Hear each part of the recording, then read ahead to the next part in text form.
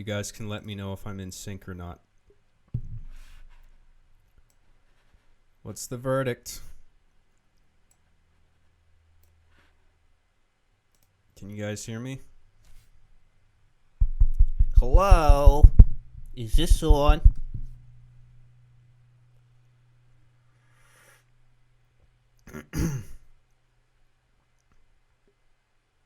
Okay, don't fuck with me. Is it streamed or is it synced or what?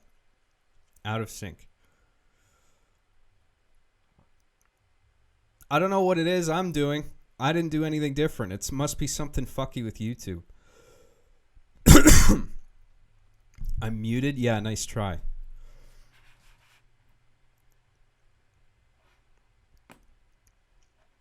Christ's sake. This fucking thing.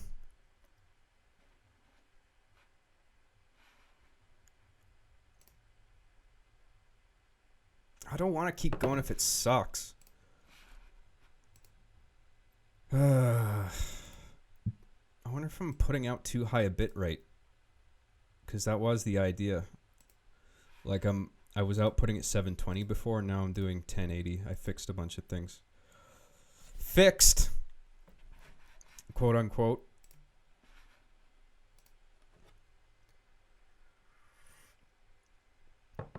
I can sync this up in post. I can manually realign the audio and the video, but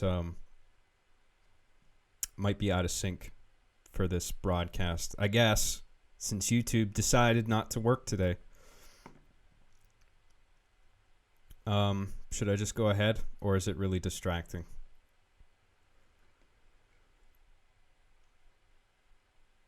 It's only slightly out of sync.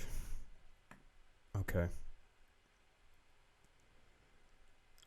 I just gotta not think about it, because that is really fucking annoying to know that that's happening.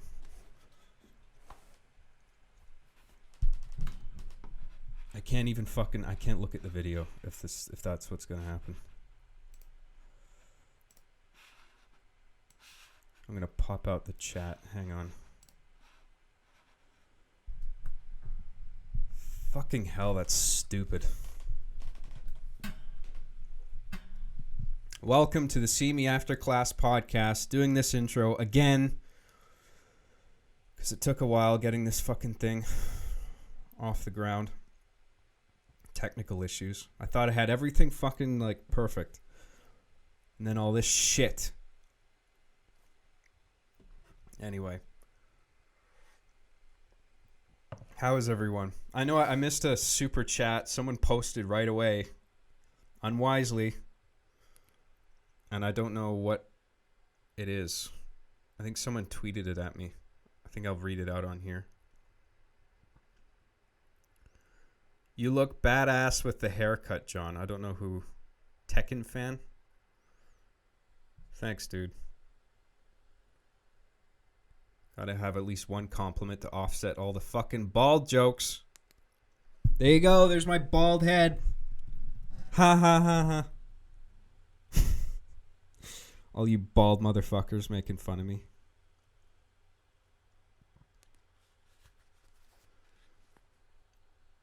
John shaved his head. What a big deal. Let's talk about this a lot. Anyway. Episode 45. Thanks for tuning in. Got a bunch of things to talk about. I wrote a bunch of material for the podcast yesterday. I wrote like 10,000 words just based off of all the point form notes I had. And I wrote not prose, but basically just free association, full sentence writing. Just to like, because I felt like the point form notes weren't enough to help me recollect everything I wanted to say. So I did that. I want to talk about a few things, such as YouTube and some fucky things that are going on there. Besides this shit with the technical issues just now. where is it? Entertainment? No, it's in. I put it in movies. I separated it all into categories. All my notes.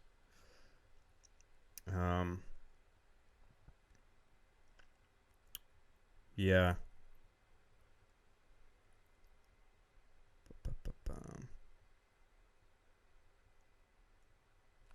So, being a YouTuber right now is kind of lame.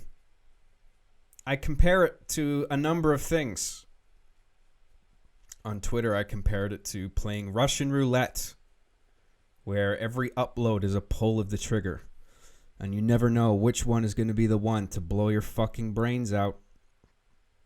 But maybe I'm blowing it out of proportion in my head, you know, because maybe it's a very rare occurrence, and those just get blown up in the media to make you think like, oh, this is a huge problem, when it is a problem, but maybe not as big.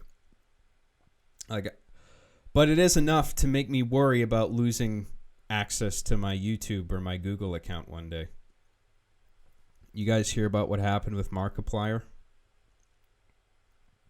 Apparently he had a live stream. It was some kind of choose your own adventure format. He was playing a game with his fans, right? And his fans, like, it was a live stream. His fans are participating. Kind of like this. John, just start. What the fuck are you talking about? I'm talking. What do you mean just start? John, just start, please. Don't look at the chat. Okay. I keep fucking getting my train of thought derailed. So, Markiplier got decimated. What does that mean? Where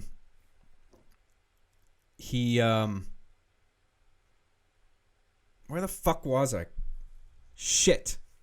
So Markiplier's doing a live stream, right? And it's a choose your own adventure thing. He's playing a game with his fans, and his fans are spamming emoticons.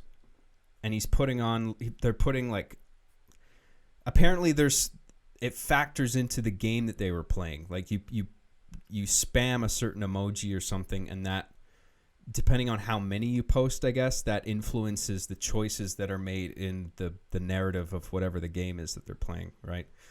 And so just for spamming emotes, apparently, that was at least one of the conditions, participants in the chat were losing accounts, were having their YouTube and Google accounts deactivated.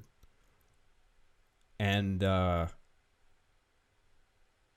it's like, I mean, some people's livelihoods are attached to their Google accounts, and people are getting that shut down over spamming emotes, not even substantially, just a little bit. Spamming emotes in somebody's live chat, even though that's the point. That's what the streamer is actually encouraging.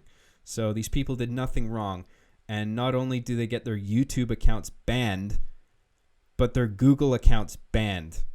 And not only is their AdSense probably connected to that, but a lot of people link their Google accounts to other like third-party services as a way of not having to remember another unique username and password, right? So, you know, you see that option on like if you go on a site with some kind of service, right?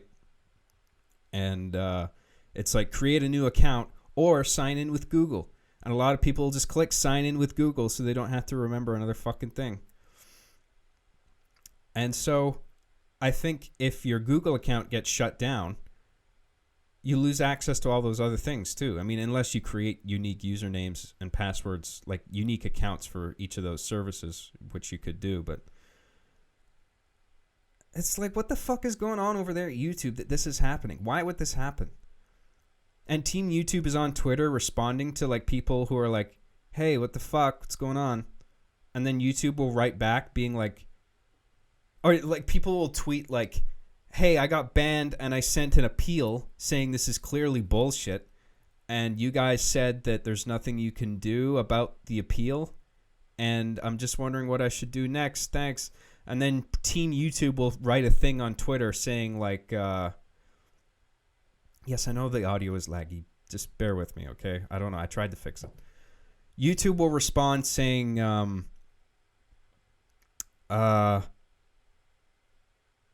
I'm paraphrasing, but basically like our automated system rejected your appeal, and there's nothing we can do about it. Thanks for your understanding. Thanks for understanding. I remember that was the end of one of the tweets. And it's like, understand what? Nobody understands anything about your stupid fucking system that this is happening. Why? What is this automated system that is just banning people for no reason left and right, and you can't do anything about it even though you're the human operators of the system? Well, you got fucking HAL 9000 over there. I'm sorry, YouTube. I can't let you do that. This conversation can no longer serve any purpose. Goodbye. That's YouTube's automated system, apparently. Why? God, is this the fucking Matrix where the machines have just taken over and human people can't do anything about it? I don't know, sorry. Apparently it's being mended, but there's a bunch of people still with their accounts gone. Can't access Google, anything it's attached to. Can't log into their YouTube accounts. All because they just spammed a few emotes in a chat. So, to you guys in the chat, I would recommend that you not do that, because I don't fucking know who's... I don't know when I'm going to get banned or for what. It might be for nothing. You know? And not just me, anybody. You know what it's like? You know what being a YouTuber is like? You ever see Schindler's List? That scene where Ray Fiennes, he's wearing the wife beater and he's got his fucking rifle over his shoulders and he's doing stretches and he's looking over the work camp. This analogy isn't right on, okay? But there's an aspect of it that aligns. Where you've got all the prisoners running around doing work, and Ray Fiennes, whenever he feels like it, pulls his rifle off his shoulders, bolt action, right? Loads a round in there, aims around, picks off some poor asshole for no reason, just because he felt like shooting somebody. That's what being a YouTuber is like. If Ray Fiennes was YouTube's automated system, just banning people left and right. Being a YouTuber sucks right now because like nobody knows who's gonna be the next guy to get his fucking head blown off. It's like Chicken Run. I compared it to that too. It's like being on a farm full of chickens. Nobody knows who's going to be the next one to, you need to come with us. We've got a great vacation package for you. Just come with me into this barn with a giant ominous machine. And then they get fed into it and made into a pie. Nothing they can do about it. Who's running the system? Yeah, good question. The fuck kind of system is this that YouTube's getting locked out of the appeals process? Well, the machine just decided. The almighty machine. So being a YouTuber is kind of fucking lame right now. And I'm just like it's not even about worrying about saying the wrong thing anymore. It's just like I could get banned for no fucking reason and YouTube can't do anything about it. Just like it's just whoever whatever their crazy computer system decides to axe that day.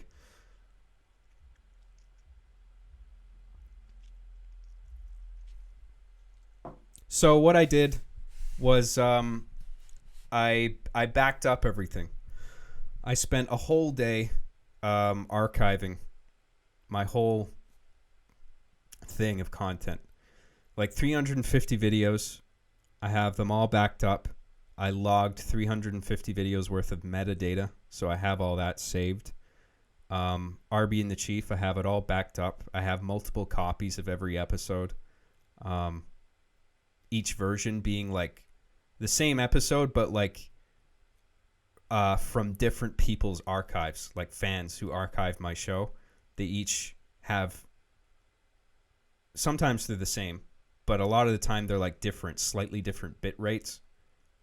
And, you know, maybe some will have interlacing, some won't. But like every copy that I've ever found or received of like episodes of my show, I have everything backed up. And I also created a BitChute account, which is actually a lot more sophisticated than I thought it was. So I have an account on there. I don't know if my profile is like public or whatever, but I created an account. There's nothing uploaded to the account yet, but it's there. And should something ever happen to me, should YouTube's HAL 9000 bot ever decide that I should no longer be part of the equation, I have somewhere to go. I can go there and start uploading there. But then I'm gonna have to change the audio on a few episodes, because like in season 8, for example, I used some tracks in some episodes that where the license of the track is that I can only use it in a video that's uploaded to YouTube.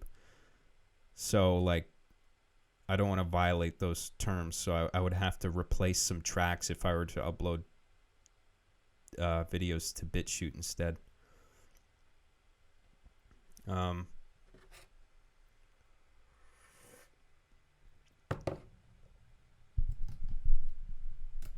Yeah, the bald jokes are fucking hilarious, guys. Keep them coming.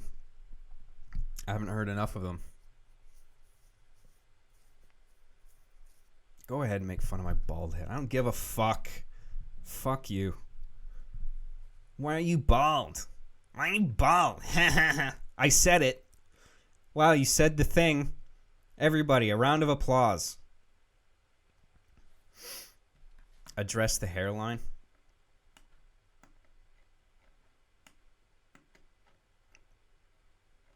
You heard the man. He wants more. You fucking guys. Anyway, that's YouTube.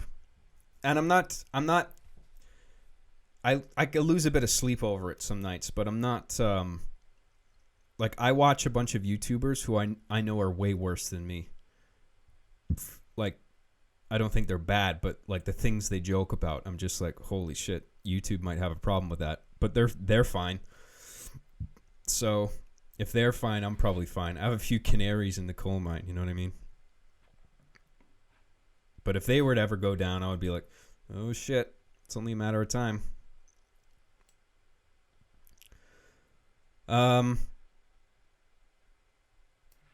So hopefully that's cool, right? That I backed up the whole show. I mean, I fucking should have done that a long time ago, but I got a backup now, and if anything happens to my account, I've got a plan. So there you go. Let's get to some super chats. There's been a few. Holy shit. Some fucking big ones too. Thanks a lot, you guys.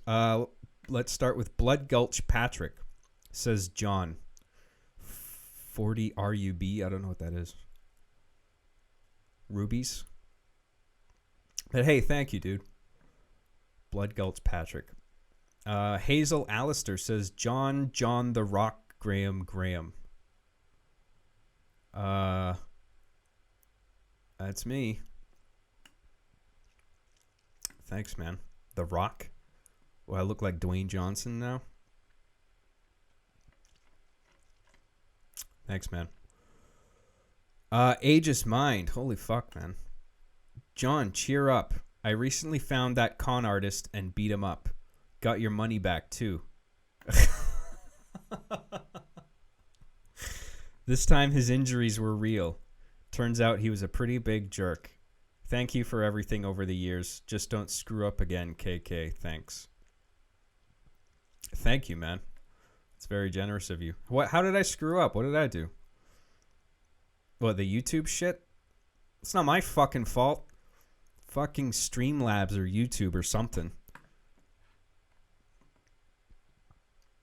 I don't know what it is. I'm going to have to look that up. Slight delay in Streamlabs broadcast, and then I'll find something, and then I'll hopefully figure it out for next time. But when I release this after the broadcast, in Adobe Premiere, I'll sync up the audio and video manually, so there's not the lag you're seeing now. It is still laggy, isn't it? I'm assuming. I can see it on Streamlabs because that's like the direct feed, not through the internet. So yeah, it's lame. I wonder if I can just like knock the audio over by like a second just while it's streaming. Hang on. Audio offset or something like that.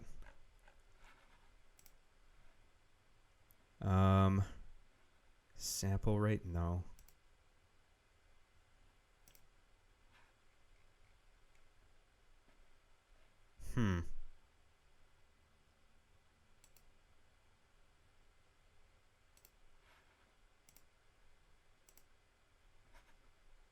I don't think it is the replay buffer. Sorry, I know this is boring and lame, but I'm just having a look to see maybe if I can fix this early on. Why can't I fix this? Fuck's sake.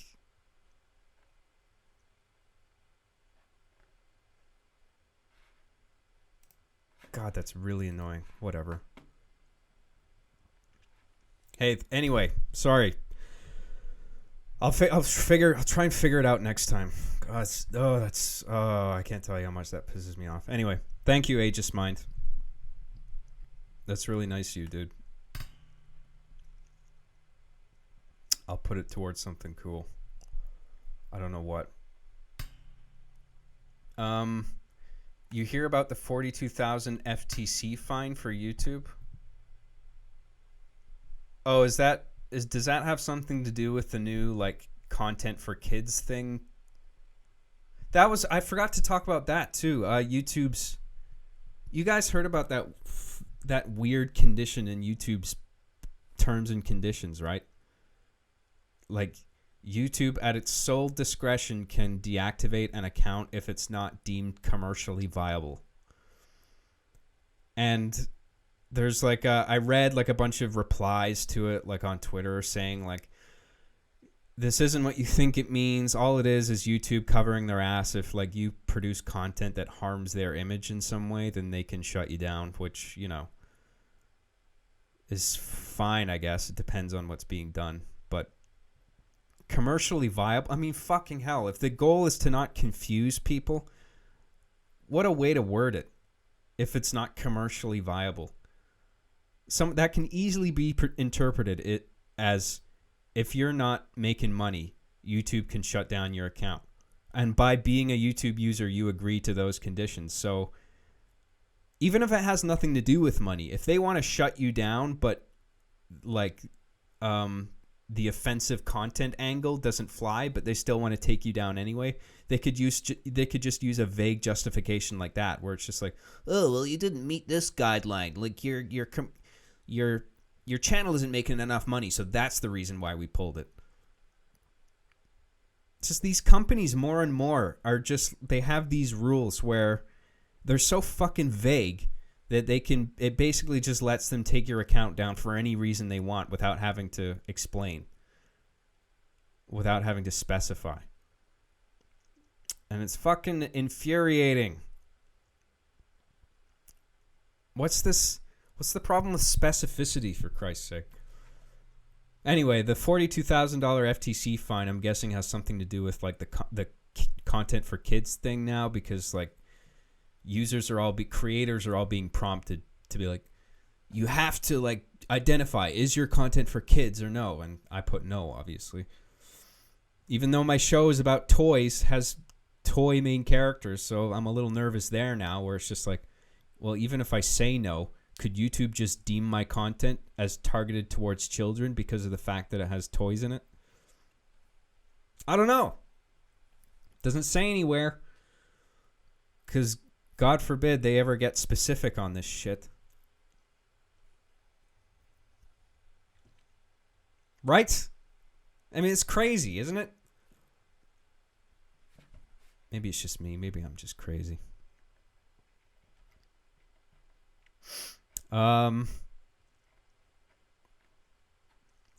Mike Concrete says, John, I've been hearing a lot of polarizing opinions about Death Stranding. Personally, I think it's awesome, but I'd like to hear what you think. I talked about this already. I made a video on it. I mean, like a clip from my last podcast. I talked about Death Stranding because I still haven't played it. It's out now, isn't it? I think. But I still haven't played it. I don't know if it's... I'll summarize. I haven't played it, but I would like to. And even though it looks like parts of it would piss me off, I feel like I would like it. Because I like stuff that's like counterculture or like going against the grain. You know what I mean? Like, because it's obviously not your typical video game. And I can see how it fucking annoys people because I've seen WebMs of Death Stranding where it's just like, you know, you're playing as Norman Reedus and then, you know, the WebM has the guy like running across a field and then it fast forwards and it shows that so much of the fucking gameplay is just running from one place to another. It really is a walking simulator. So you get from point A to point B and then it's just a lot. It looks like a lot of walking / running and then a lot of cinematics, which I actually like long cinematics. Like Kojima gets shit for that, but I always liked his writing is a little the themes are there, but the dialogue can be like kind of try hard sometimes and like too wordy. And so sometimes it bugs me, but I always liked Kojima's cinematic flair and the story of Death Stranding interests me. And I said this before, it leans further towards thematic than it does gameplay. And I think there's kind of a problem there because it is a video game and I think gameplay should be prioritized. But there's something to be said for going against the grain, you know, and Kojima having the balls to do something different. And it's obviously something that he cares about. And it's like, I mean, I don't want to be an apologist for a bad game, but I mean, I haven't played it yet. But I'm just saying, like, it looks very intriguing to me, and I would really like to play it. And I feel like as much as it would annoy me, at the same time, I would appreciate the fact that it's more about the themes of like being isolated and like really taking in the environment and like the terrain, because like the graphics are really good, the sound design is probably really good, and like it's about like it's the game is about feeling isolated and like just these long treks where you're meant to kind of just reflect. And, you know, maybe the running and the walking is actually fun to a degree. Like if the animation system is sophisticated and your character is reacting to like the varying nature of the terrain in a dynamic way that's interesting to watch and play. I heard that it's easy. Like the threat in the game isn't really that threatening because you can basically just sneak past them relatively easily. Or even if you do alert them to your presence, you can easily evade them or something, or they won't do that much damage, or I don't know. I just heard it was like easy. But hey, I'm interested. I want to play it. I played Luigi's Mansion 3. I fucking love that game, man. It's great. If you got a Switch, Luigi's Mansion, man, it's great. I was a huge fan of the first one too.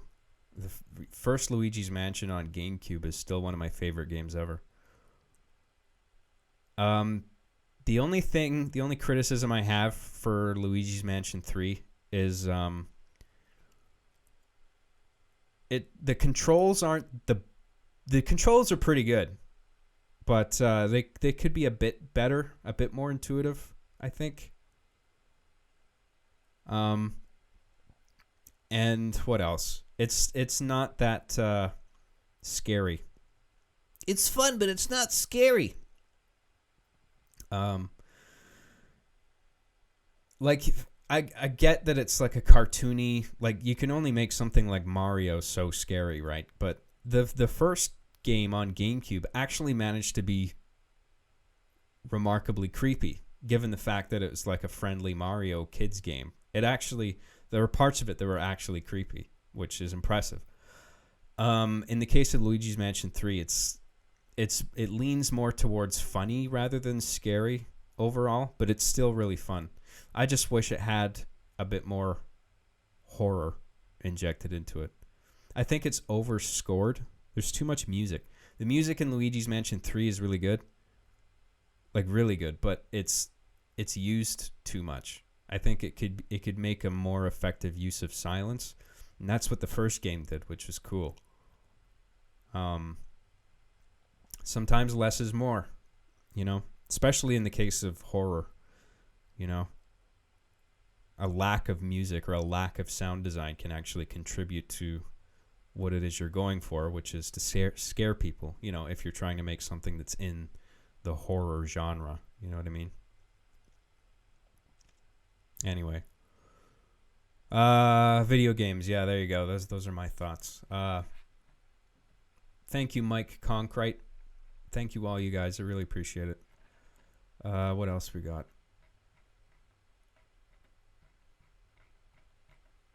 Sorry, guys. Just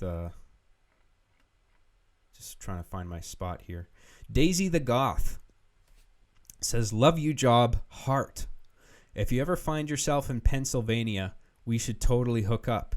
Winky face. Oh, shit. Since you're going bald, you should totally wear glasses and grow a goatee for that Walter White look. He's hot." Oh, which is it? Am I Walter White or Jesse Pinkman? I'm too young to be Walter White. I'm not that fucking old. That'd be a good, for like if I was dressing up as Walter White for Halloween, I could do that. I could grow out a goatee.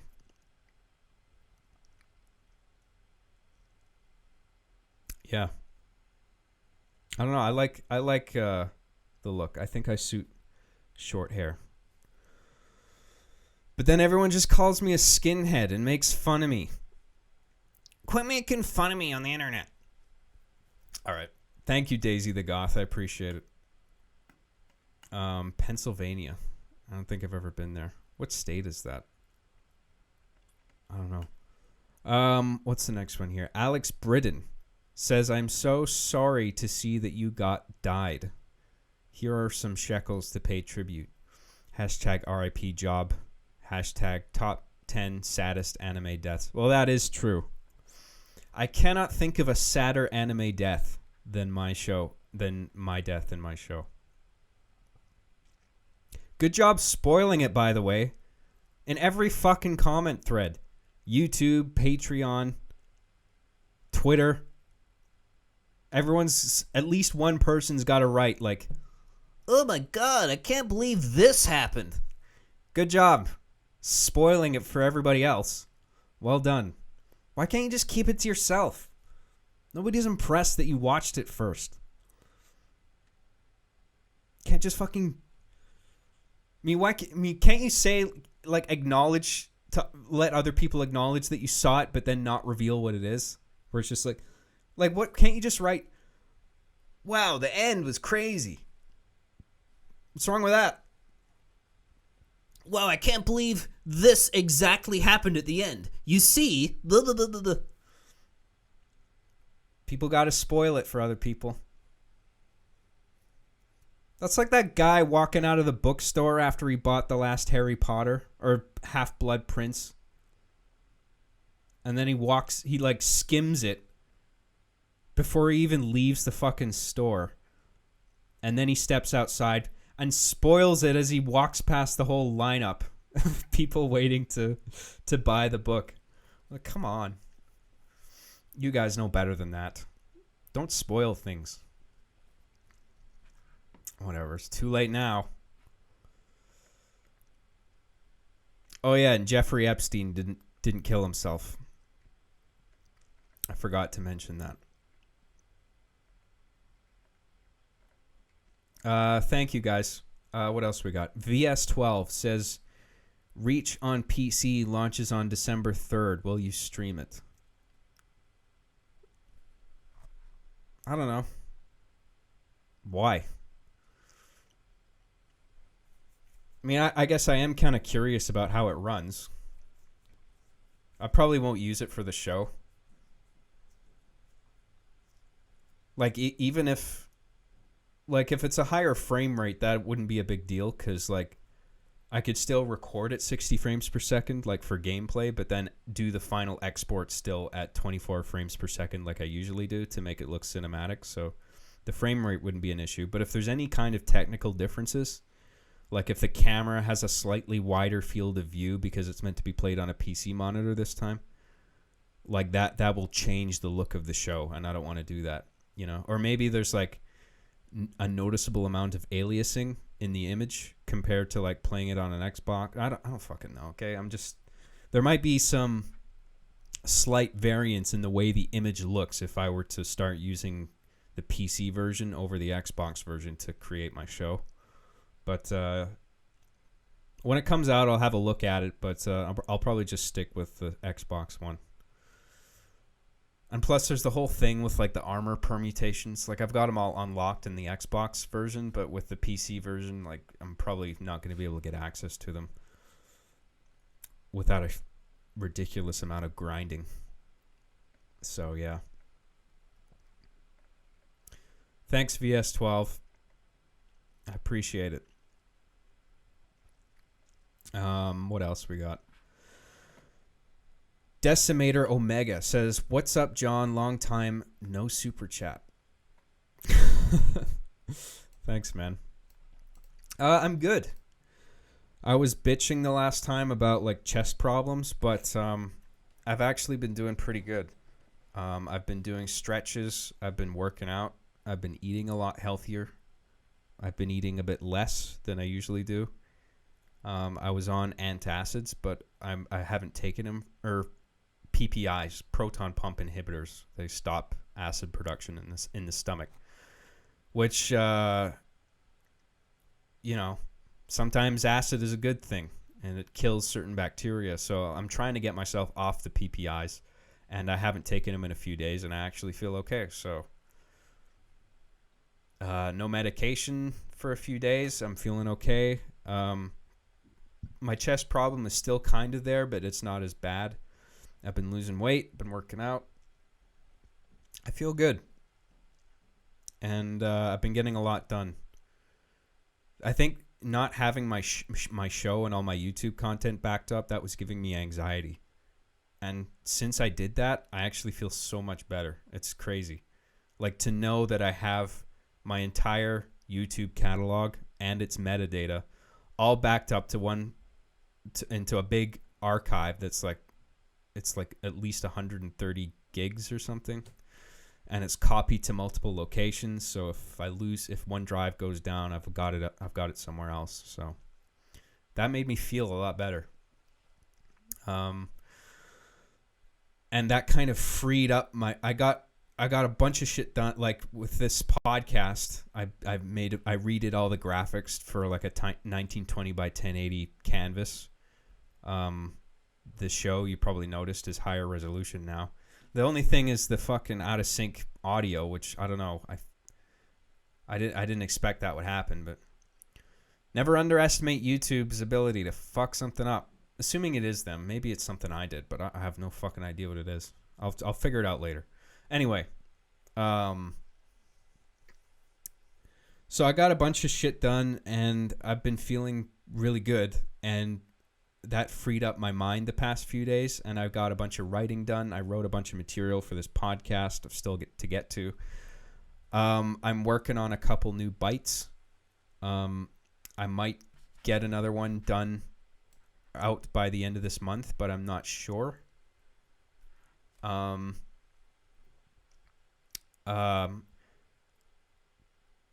like I have something developed, but it's not. People want me to do a sequel to like the Switch one, because at the end of the Switch bite, Chief goes to ancient Japan. The Nintendo Task Force takes him to ancient Japan. And so he's there in presumably an ancient Japanese prison. And people want to see the continuation of that. And that wasn't the plan initially. My plan was to just like do a new Bites and forget that ever happened. But people want like continuity. It's just like, what happens next? And I'm like, fuck, I don't know. It was supposed to be a joke, but I don't know. I guess I can make like I have like half of or like a third of a Bite written where it's a sequel to it, but I have him like escape the Japanese prison. I won't say how, but he does, and he just comes back home inexplicably. Arbiter asks him like, "How was Japan?" Chief is like, "Fucking sucked." But like, I don't really know where to go from there, and like, because I like it when each Bite episode is like about something distinct, you know, like Master Switch. It's about the Master Switch, and then the aftermath is him going to the Japanese prison. But like, I don't know what this one would be about. You know what I mean? Where it's like, okay, he gets out of prison, he's back home, and then I don't know. I hit a wall with that one, so I'm not really sure what to do. You know, I might combine it with another idea, and then that'll be like a full length thing. But I don't know. I don't want to feel locked down to it. Like I have to make a sequel to this stupid going to ancient Japan story.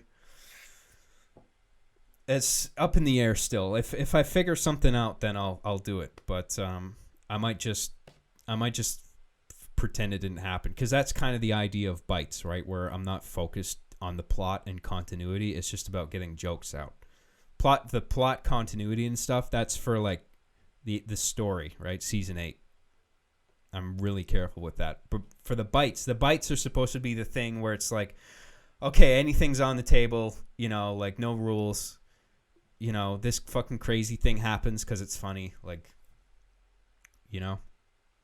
Anyway, what I am also working on another Bites, a Christmas special. So like I have a bunch of material for that written out, but that won't come out until next month. And yeah, so like I've been writing that, but I don't really have anything fleshed out for November yet. But for December, I'm gonna put out a Christmas special, like for Bites, and there's not really a plot. It's just the toys hanging out on Christmas Eve, and the Bite is about like how they spend their time on Christmas Eve, just chilling. And I wrote a bunch of stuff, and it's supposed to have like that Clerks type feel where the plot's not really moving anywhere. You're just like following these characters on a night in, you know. I want to capture the atmosphere of it, you know, Christmas Eve, where, you know, there's colorful lights and it's snowing outside, and I want to make a comfy Bites Christmas thing, you know. Anyway, yeah, so I'm working on those.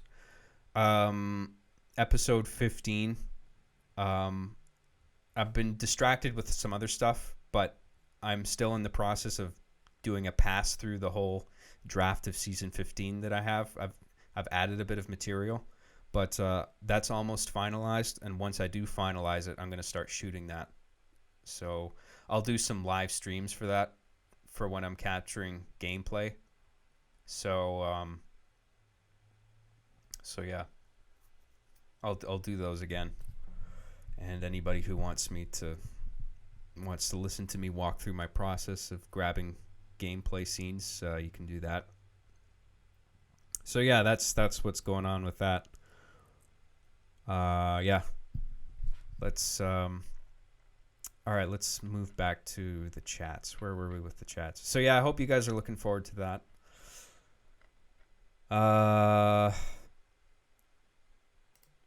Thanks, Decimator. Rob Roan says, nice haircut, John. Have you played Pokemon Sword or Shield yet? Excited for Reach on Master Chief Collection /PC. Loving the new season. Cheers. I'm glad you brought this up because I wrote a bunch of material on Pokemon. Let me just skim over it quickly.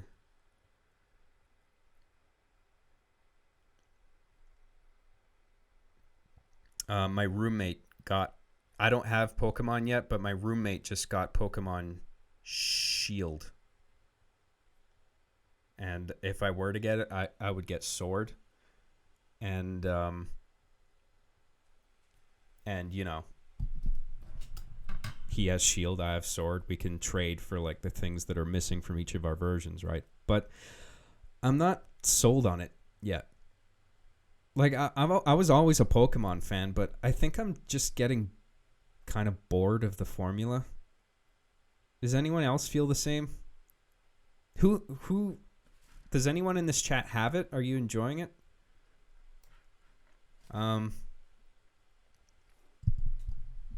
Like it does. I mean, I saw gameplay of it. It looks cool, but I feel like I feel like it doesn't compel me enough for me to finish it. Because I've had a habit of like buying Pokemon games in recent years and not finishing them just because I lose interest. A big reason is that the narratives are also fucking like lame and stupid. And there's no conflict. You know? Like every game has like the team of retarded villains.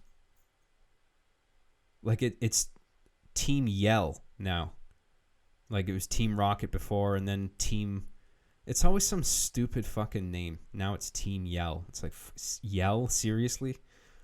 Fucking hell. And the plots... I mean, I got Ultra... What was it? Ultra Sun, I guess? Whatever was on 3DS. And... the plot is so straightforward. There's no conflict. There's no drama. There's nothing compelling about the narrative. The narrative is just like, go talk to that guy. That guy says, oh, do this thing. And you do the thing. Congratulations. Go to the next island and talk to this guy. Talk to him. Oh, go do this thing. And then you do it. Like, it's that over and over. And there's nothing like... There's like one twist in the plot, maybe. But, like, there's barely anything going on in terms of narrative. Like, fuck, even Pokemon Red and Blue had conflict. With Gary. You know? Like, Gary is such a fucking asshole. And, like, he's with you right at the start of the game, and then he goes his own way. And it's like, at least that was something, you know? There's no conflict in the Pokemon games anymore. The dialogue is so fucking, like, strokey. Where everyone is just so annoyingly nice to each other. It's like, hey, you want to battle me? Let's battle our Pokemon, but we're still friends. And nothing brings people together like friendship. And even though I lost this time, but it's okay, because that just means I'll get stronger, and I'm gonna win one day, and we'll both become Pokemon masters. And the most important thing is not winning, it's loving your Pokemon, and someday I'll be as strong as you, and blah blah blah blah blah blah. That's every Pokemon game now. It's just boring. And now this has it has a British theme now, where it's like every Pokemon generation like tries to mix Japanese culture with like a different culture, and in this case it's Britain. So there's like you can see in the dialogue there's like a British influence in the way people talk. And that's pretty cool. I like the Pokemon designs. I like the names. I hate it when they're over-designed, but I've liked the Pokemon I've seen in the new game so far. I like the open world approach. Like I like the 3D camera. I don't know. It's just the formula. I feel like the formula's tired. And I don't know how I feel about it yet. I want the story to be more compelling. There should be a Pokemon game where, like, you show up at the first Pokemon Center and it just blows up. And then everyone's like, what the hell? We got to do something. And then it's like Team Rocket or something. And then it's like just some kind of plot twist that like sets the main character on an unexpected detour. You know what I mean? Like even the fucking Game Boy games had that. Where it's like, it's not as simple as character tells you what to do. You go do the thing and then that's it. It's like in the Game Boy games, someone tells you what to do. And then you try to go there, but then you find that you just stumble across the fact that Team Rocket is in your way and they're up to no good. So then you got to, like, on the fly, figure out, like, oh, what are they up to? And then, like, make a detour, like, try to figure out a way around it. Like, there's an obstacle, right? To overcome. Yeah, I used the Pokemon Center blowing up thing already. I'm just making the point, like, because we're talking about Pokemon again because it just came out. And it's just like, you got to inject some excitement into the fucking narrative. Like, how about some conflict, for Christ's sake? You ever see that Family Guy bit where Peter Griffin's watching the movie with no conflict in it? There's a guy, like, where's the milk for the cereal? And his roommate or whatever is just like, he opens the fridge. He's like, it's right here. He's like, oh, thanks. Yeah, everything worked out. I'm glad we're friends. Peter's like, there's no conflict in this movie. Where's the conflict, man? Oh yeah, and Game Freak deleted a bunch of Pokemon for seemingly no reason. Like, surely storage isn't an issue now. And then there's that weird thing of, like, Game Freak apparently lied to people saying that they didn't duplicate the Pokemon models from older games, but then they did. There's like a Twitter thread with like photographic evidence that, look, the meshes are exactly the same, you know? And I don't know what that's about. I don't know why they would lie about that. And then and then deleting the certain Pokemon, like, why not just leave them in? Like, I mean, is it because they feel like some Pokemon are just duplicates of others? I mean, surely there's a lot of that going on already with the selection that is available, so why not just leave them all in? I don't know what the fuck's going on there.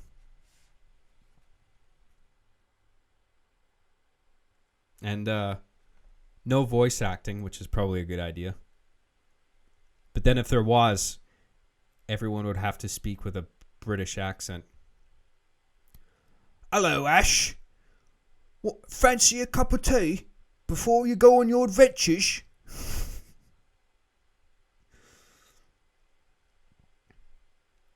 And then Team Yell would be like Scottish, like chavs. They'd have like short gelled haircuts with Kappa tracksuits on and gold bling. Oi, see you. Gives you the Pokemon, big man. I'm gonna fucking stab ye.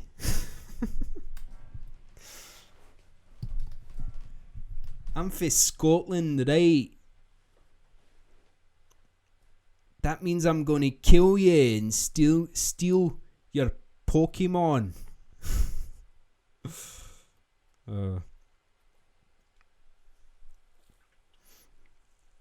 then the cops would show up, and it would be like, "Hello, hello, hello. What's all this then?" "Blimey, it's the old Bill. Get a move on."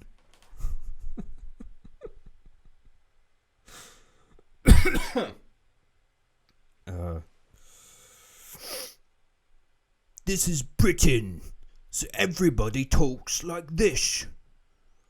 Blimey.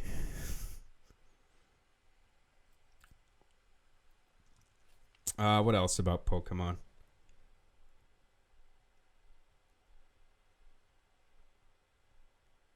Oh, yeah. Right at the beginning of the game, there's a sheep. And I'm just like, what are they saying here? Gotta fuck something. This is Britain, after all. When in Britain, do as the British do. Which is fucking sheep every hour of every day.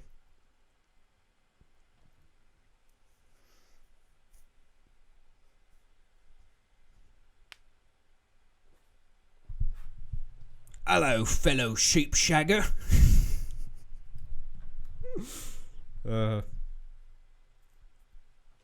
That's what every British person does. They have sex with a sheep on a cliff edge. Like the sheep is facing the edge. And so it keeps pushing back on your junk. This is racist. Yeah, I'm British though, so I can do it. It's okay. If you belong to the group that you're making fun of, it's totally okay.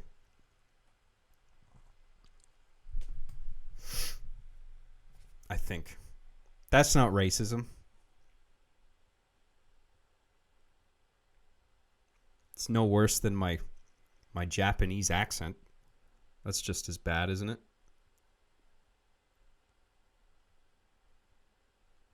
Oh yeah, and the Pokemon it's funny. You wander around the 3D world and like you encounter Pokemon, like you can see them. It's not just like random and invisible encounters like the old games. You can actually see the Pokemon walking around. And it's funny how they just kind of have this like bemused shuffle where they're just like like they don't have a skip in their step or anything. They're just kind of like walking like a person would. Some of them should be walking around just like smoking a cigarette. It's like, oh, fuck. I fucking hate being a Pokemon. Here comes a trainer. Oh, shit. Fuck. Every time I gotta do this, I'm sick of battling fucking trainers. Maybe I don't want to fight today. I just want to smoke the cigarette.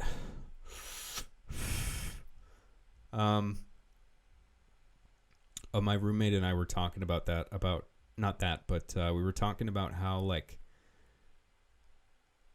there's Pokemon that are designed to look like pets, like of people.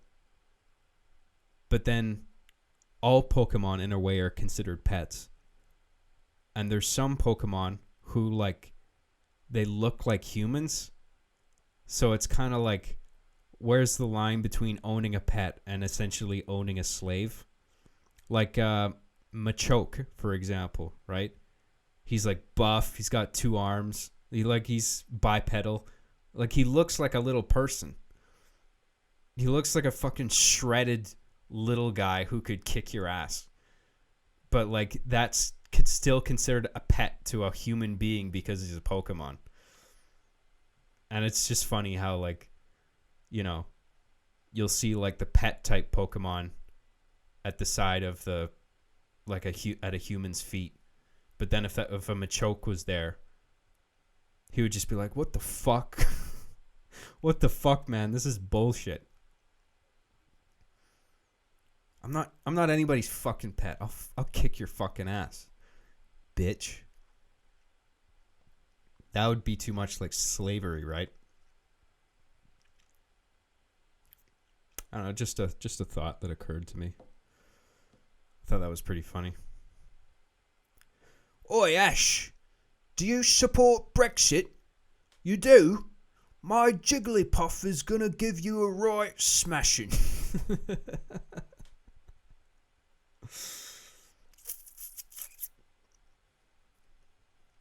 You should write the dialogue for Pokemon. God, be an improvement over the writers they got now. I mean, the like I said before, the writing is just too strokey. Like, it's too friendly. Everybody's, God forbid you put a little conflict in there or an unlikable character. That's what the Pokemon games need. You need a guy at the beginning that's a total fucking asshole. You know? Like, all the characters you meet at the start of the new Pokemon and recent Pokemons, they're like all just too like friendly and like, hey, let's work together. Blah, blah, blah. We're going on an adventure together, and if we fight our Pokemon, even though one of us loses, it's okay, because we're still friends, and friendship is the most important thing of all. You had that with Gary. Yeah, I know, but like, just because they did it before, that doesn't mean you exclude it from the formula just because it occurred before. Like, you need it there, because it makes the fucking narrative interesting. With Gary in the Game Boy games, it was like, oh, this guy's such a prick. I can't wait to beat this guy. You know, it motivated you. And there was an actual thematic reason that Gary was an asshole in those games, because it's his arrogance that ultimately is his downfall at the end of the game when you're facing against him after the Elite Four. It's like his arrogance isn't just there for the sake of conflict. It actually serves a thematic purpose. It's the reason Gary loses to Ash, which I thought was really cool. I thought that was pretty...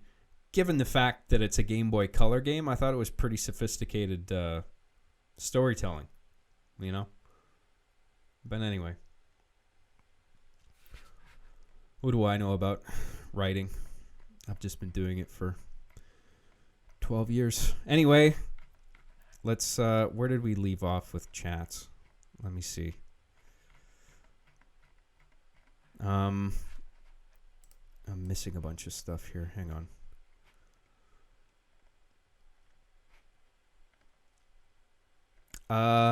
What's the next one? Oh yeah, the Rob Rohn also asked me for Reach. Oh, he asked me about Reach on Master Chief's Collection /PC.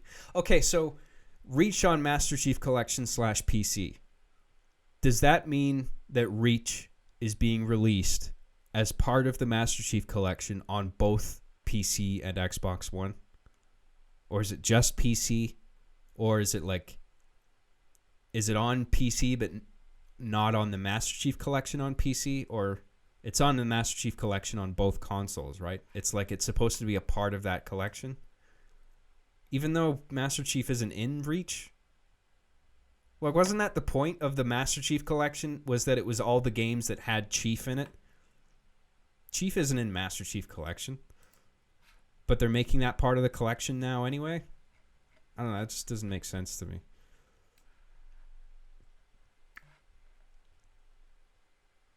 On both, okay.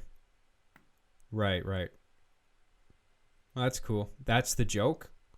How's that a joke? Oh, okay, maybe he's in an Easter egg. Fine. I guess if you like beat it on Legendary or something, you get like a secret cutscene. I guess. Fine. I was going to make a really big deal out of it, but I guess I won't. Yeah, who cares? I agree. It's not... I'm just nitpicking for its own sake. Don't listen to me. 180 viewers. Holy shit. That's so cool. I'm famous, you guys. Where are we? Thanks, Rob Rohn. I appreciate it, dude. Loving the new season. Hey, thank you. I'm glad you're enjoying it. Stay tuned. It's more to come. It's only going to escalate from here. If you thought the last episode was wacky, hold on to your butts. Rivers727 says, if you set your video as not safe for kids, but the Federal Trade Commission... Do you mean the Federal Communications Commission or the Trade Commission? If you set your video as not safe for kids, but the FTC deems it safe for kids, you could be fined $42,000 per video. It's at their discretion.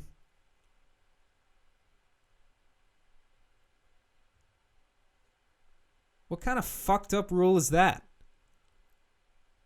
you make your video not safe for kids, but if it's deemed safe for kids, well, what's their criteria for deeming something as whether or not something is safe for kids? I mean, the line is blurred now more than ever because so much content is created for fucking man babies like me who are 30, 31 years old in actuality, but still like a 15-year-old in their head. That's me, basically. Like, where... I mean, there's so many fucking overgrown children in society now. And all these grown men are going to superhero movies, but those superhero movies are also for children. Like, how the fuck? What is their criteria? I want to know. I mean, especially if they feel justified handing out $42,000 fines. What the fuck is up with that?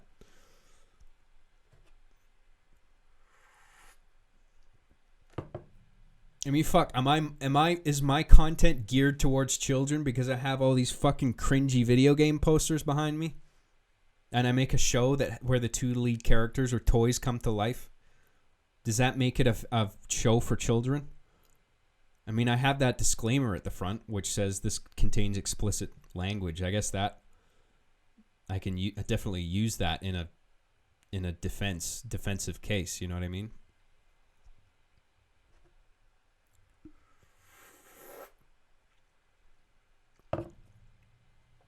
$42,000 US is like a $200 Canadian. Yeah, I don't know about that. You might want to check your math on that one. I don't think you're... That means... Yeah, that means you're... Yeah, I think your currency has a little more value than that. Pardon me, how rude. Thank you, Rivers. That's fucked up. I'm going to look into that later if I remember. Kirkland Signature says Captain Desi is a coomer. I don't even want to know what that is. Thanks, Kirkland. Desi's cool. Leave him alone. Leave him alone. Thanks, man. Play It in the background says, hey, John, just checking in. How is your life going? I'm good, man. I'm feeling really good. Like I said before, I'm eating healthy. I'm working out. I lost a bunch of weight. I'm less anxious. I'm not having panic attacks as much as I was a few weeks ago. I'm getting a lot done. I archived my whole show. I'm getting a lot of writing done. Episode 15's in progress. I'm on chat right now. I was feeling a little anxious before doing this today, but it's always the same every fucking time. I just kind of threw myself into it, and now here I am, and I'm enjoying myself. So this is cool. I'm doing good. Thanks for all the concern, you guys. That wasn't sarcastic. I'm actually I do appreciate the concern. Thanks for asking. I hope you guys are doing okay. Thank you, Played in the background. I got more material to do, but I'll finish off these chats first. We're almost done. And then I got to go pee, and then I'll come back, and then I'll do material. Haas Delgado says, Job, what's your opinion on Frozen 2? I haven't seen the first Frozen, so I don't know. I heard it was basically like man-hating propaganda. I don't know what's going on. But basically, like, the message is like men just hold women back and they don't need men, and the inner strength of women and all that, which is fine. Of course women have inner strength, but like just like say that women never need men or even vice versa. I mean, it's like we need each other. There's a reason we're both here. I don't fucking know. I mean, I haven't seen it, so I'm just talking out of my fucking ass right now, but I heard like it has problems thematically, but I'm curious to watch it just to see for myself what the problem is exactly. But I got nothing against seeing it. And Frozen 2, I don't know. I mean, it's one of those trailers where you don't really know what the plot is because they have such faith that it's going to make box office bank that they feel like they don't need to go into detail. It's kind of like Avengers Endgame. or like the new Star Wars, where like, but there's a difference there. Like with Avengers Endgame, I didn't know what the plot was, but it was like exciting because I had faith that they were going to do it well. But now with the new Star Wars, it's like I don't know what the plot is, but that also works against its favor because I don't really trust Disney's ability to make something satisfying. Like I knew Endgame would probably be pretty good. And I did really enjoy Endgame. I know like a bunch of hardcore Marvel fans have a problem with it for whatever reason, and the time travel plot is fucking stupid. But that doesn't matter, you know. Like what they did thematically with that movie, I thought was really cool, and all the character moments and stuff I thought were compelling enough to justify the silly plot. I mean, Tony Stark literally figures out quantum mechanics and time travel in like fucking 5 minutes. Just because he looks at a Mobius strip he like inverts a Mobius strip and he's like, "Oh, I figured it out." I rolled my eyes in the theater. I was like, that's so dumb. But whatever, it doesn't matter. It's just like to move the plot forward, right? But like with Star Wars, I don't give a shit about the new Star Wars movie. Does anybody? It might be cool, I don't know, but I'm just not that stoked for it at all. But The Mandalorian looks sweet. Mandalorian looks sick. New Star Wars movie, I'm just like, nah.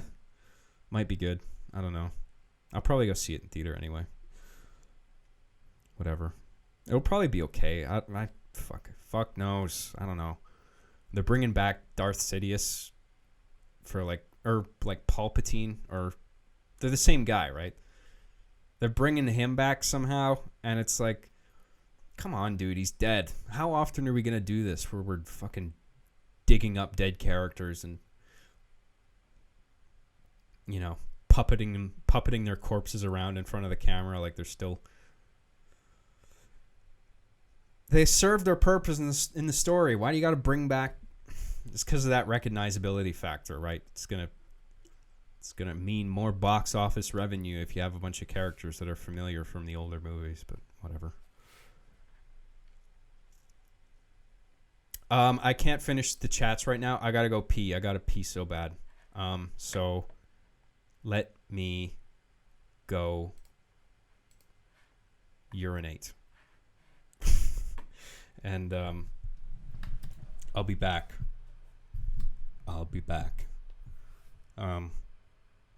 Take the mic with you? Yeah, I don't think so. Going on standby. I'll be right back, guys. Thanks.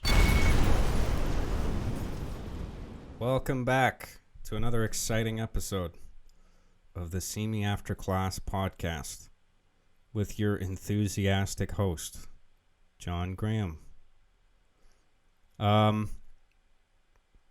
Still lagging? Great. That's awesome. YouTube rocks. Oh, you know what? Maybe if I go into the gear, click the gear icon next to this thing. Maybe if there's an audio filter that lets me offset the audio. Suppression, polarity, no. Fuck you. Cool, I guess I just can't fix it. That's awesome. Hopefully it'll be fixed next time. That's lame. Christ, I just want to offset the video and the audio. How fucking hard is it? All right. Yes, I make my own tracks. I make my own music.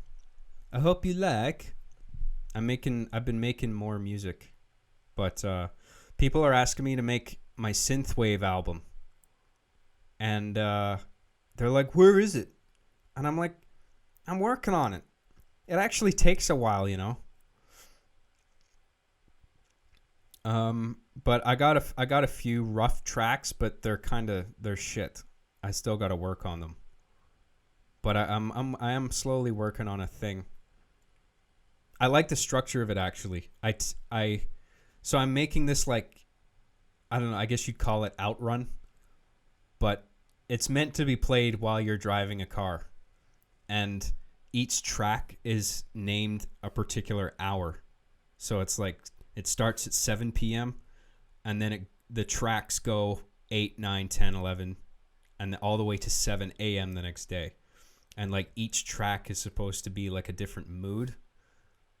And like, I mean, if you played the tracks back to back, obviously the span of time would be much shorter than 12 hours. But just like, I thought it was cool structuring it that way, where it's just like the time of day dictates how the song feels. I don't know. I'm still working on it. So deep and metaphorical. Yeah, whatever. Sounds sarcastic. You don't have to like it, okay? It's just a cool idea I'm working on. John, stop talking. Just sit there and stare at the camera. What if I did that? Wouldn't that be crazy if I just did that?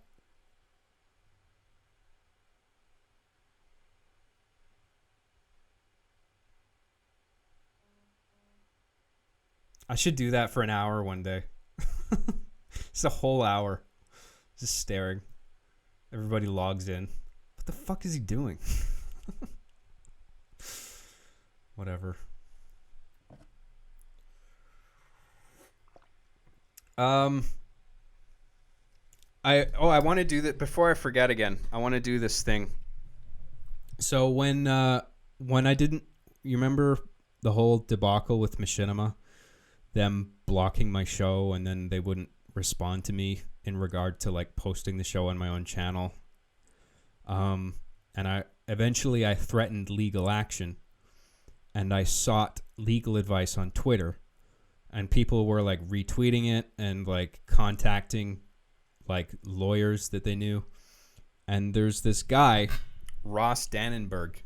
He's a intellectual property lawyer who specializes particularly in video game intellectual property law. And he got in contact with me, and he offered to look at my case to see what I had. And if he on viewing my case, if he deemed that it was something he could go forward with, then we were going to discuss like fees. But I didn't. He ended up like just looking at my case for like no charge. And he even sent me his book that he wrote, or co-wrote, I guess. But anyway, I just wanted to give him a plug and show his book. I've been meaning to do this for so long. I kept fucking forgetting. Hang on. But anyway, it's didn't charge me anything. He sent me his book for free. He said Legal Guide to Video Game Development.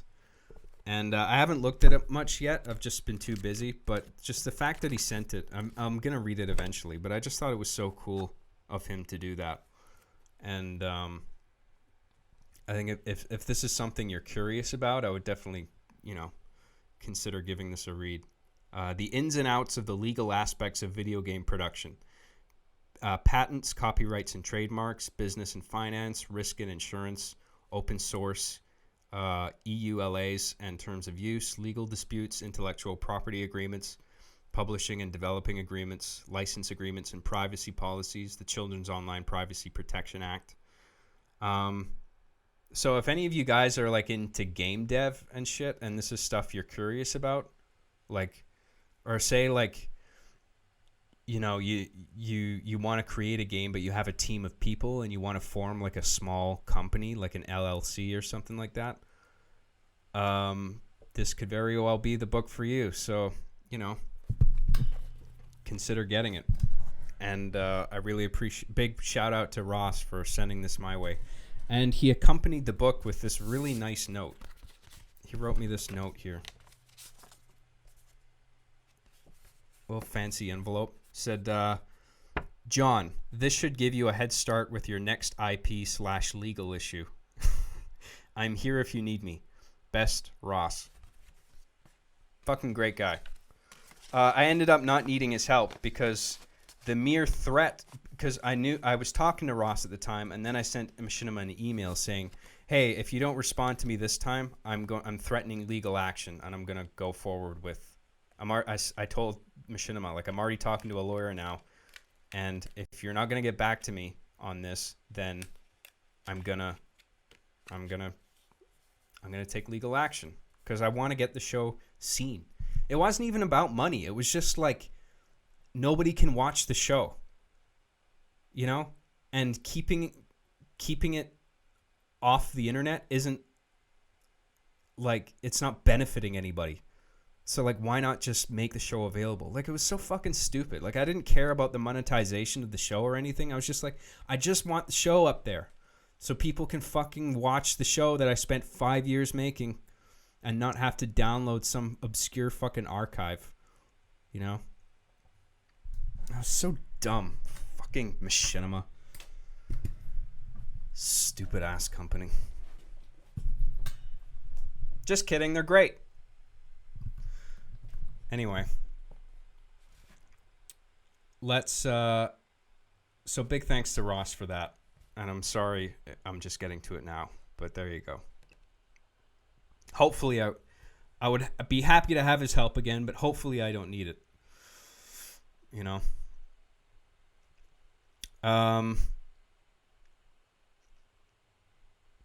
What else did I want to talk about here? Are there any? Oh, there's more chats. Oh, hang on. I'll finish those off first.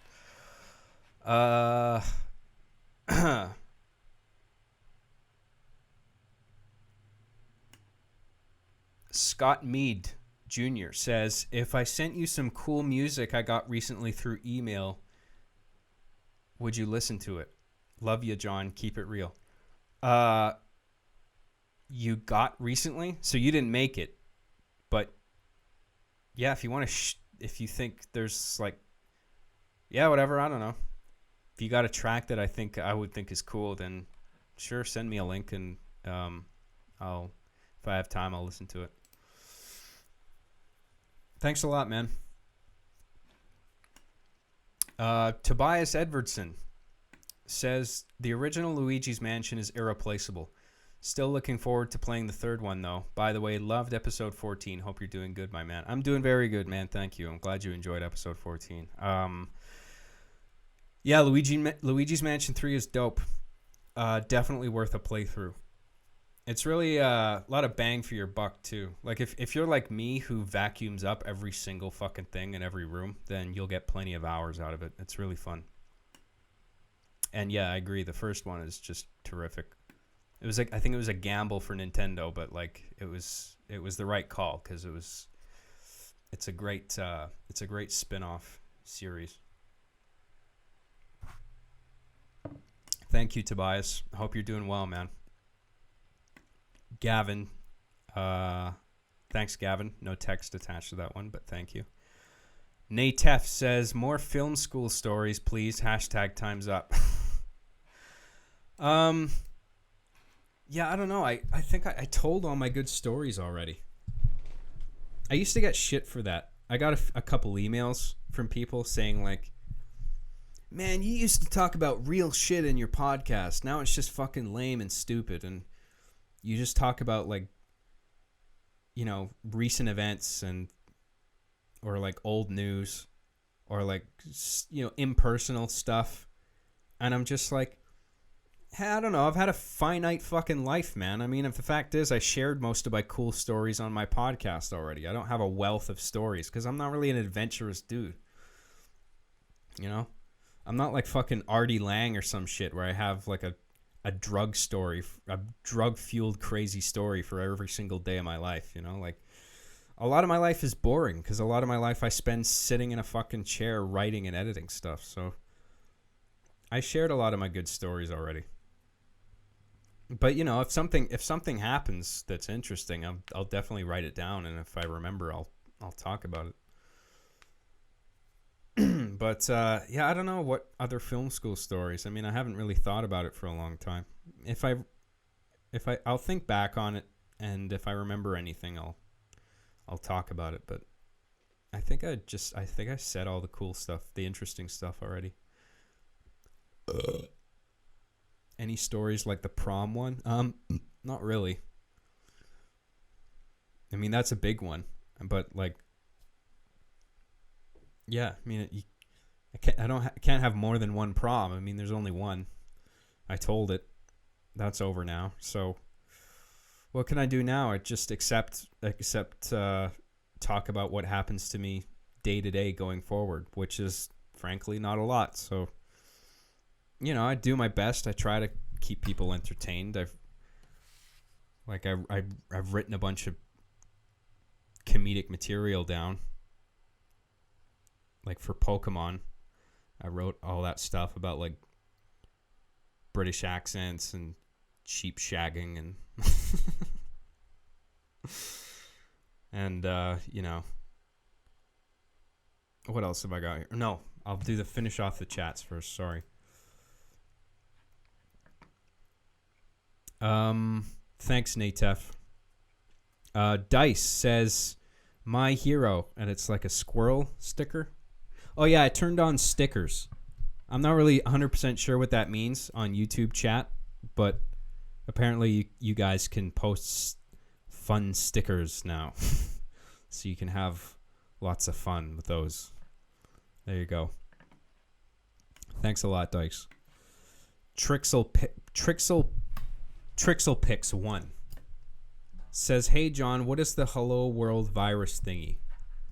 It's a self-replicating bot, and it was introduced in episode 12 of Our Being the Chief, and people are wondering why it hasn't been mentioned since, but it will pop up again, back up in the plot. You just have to wait. Okay.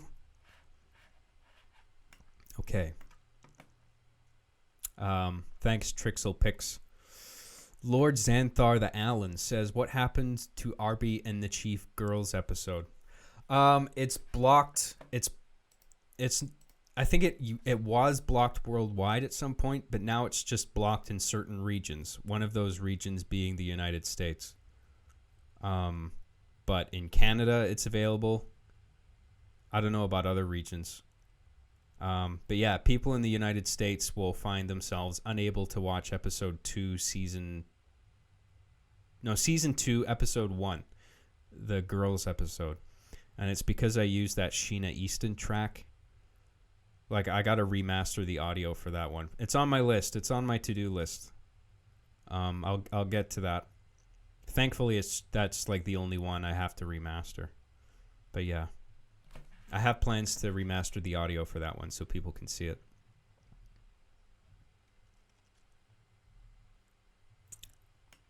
Thanks, man. Dice says, "John, would Arbiter react to PC gaming? More importantly, Half-Life 2, if you have played it, and Witcher 3, and the upcoming W3 Netflix show." Oh, Witcher 3 Netflix show. PC gaming, yeah, sure. I mean, the thing is like finding a funny idea, right? That's the driving, that's the engine behind like making a Bites episode, right? Like in the case of Master Switch, it was Chief hacks a Switch to play Halo and sells it. That was the comedic idea. I don't want the engine of like a Bites episode to be like Arbiter just watches this game. Because then the episode is just kind of a flat line. Like I would need to figure out a comedic angle first. Half-Life 2, yeah, I've played it. It's great. I fucking love Half-Life 2. I remember the first time I played it, I was just blown away. The graphics at the time, the source engine, the physics puzzles, it was all like the seamless first-person narrative. That was a great game. I don't know how I would have Arbiter comedically react to it. I mean, my first instinct is to have Chief comedically react to it, saying that it sucks because it's not Halo, because that's the running joke, right? Every game that's not Halo sucks because it doesn't have Master Chief in it. Yeah, I don't know what the comedic angle would be, but I do like that game. So if I figure out something, that would be a cool game to do. And Witcher 3, yeah, same thing with that. I played that too. That was great. I didn't finish it though. I got stuck. I got as far as like you know how you have to find 1,000 gold or whatever to get on the boat to take you to Skellige, I think it's called, however you pronounce it. But I don't know how to get that much money. Like, I'm finding it hard to save money in that game. Because, like, every time I finish a mission, I find that I'm spending most of my money on, like, repairing all my equipment. And I'm not sure what I'm doing wrong. Maybe I'm just playing like a fucking idiot. I don't know how to save money in that game properly, but yeah, that's where I am, because I still don't have the fee for the boat to get to the next place. But I was loving that game from what I played of it. Yeah. And Witcher 3 on Netflix, I don't know much about it other than the trailer. I mean, I think it looks pretty cool. But apparently they're making the focus on the female characters, which is fine. I mean, if that's what they want to do, but I just thought, isn't the main character The Witcher? Like, it's called The Witcher. But whatever, it might still be good. I don't know. I remember there was a bunch of 4chan threads making fun of, like, the armor. Like, all the soldiers in the Witcher series are wearing stupid armor. It looks like wrinkled paper mache. I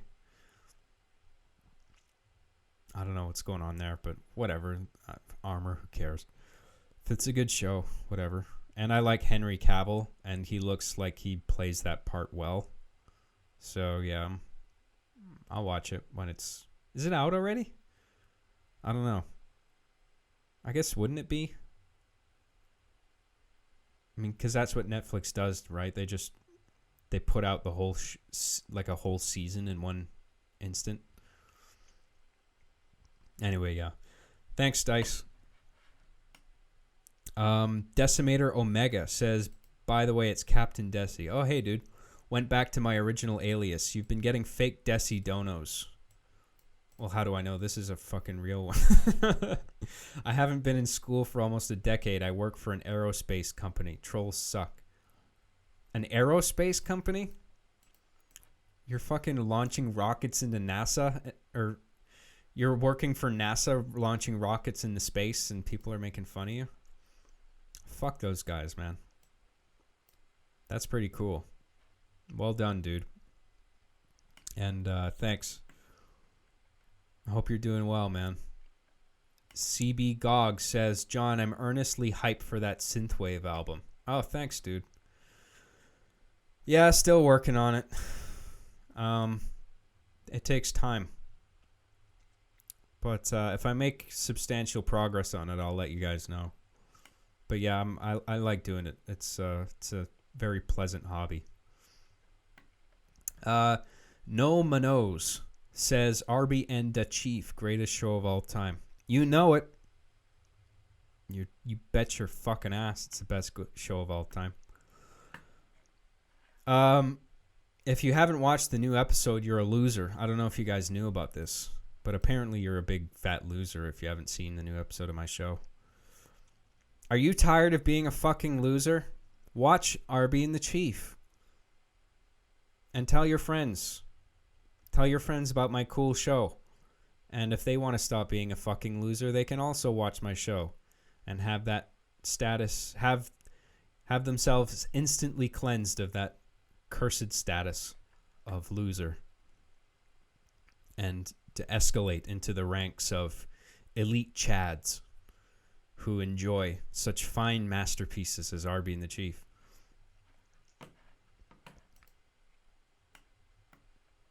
To be fair, you have to have a really high IQ to understand Arby and the Chief. It's just the way it is, you know? The jokes are actually really deep. It's actually a very intellectual show. It's about the duality of man. I'm dizzy after that. Chris Mayan says season 6 remix may be included in John Wave album. No, I want the synthwave album to stand out, like unique tracks just for that album. So yeah, I don't want it. I don't want to connect it to the show. But thanks, man. And Blood Gulch Patrick sends 100 rubies. Wow, thanks, dude. RUB, that's what that is, isn't it? I'm not sure what that is, what that converts to, but whatever it converts to, I really appreciate it, man. And all you guys. And let me just check Streamlabs before we wrap that part up. Where's my mini feed? Here it is.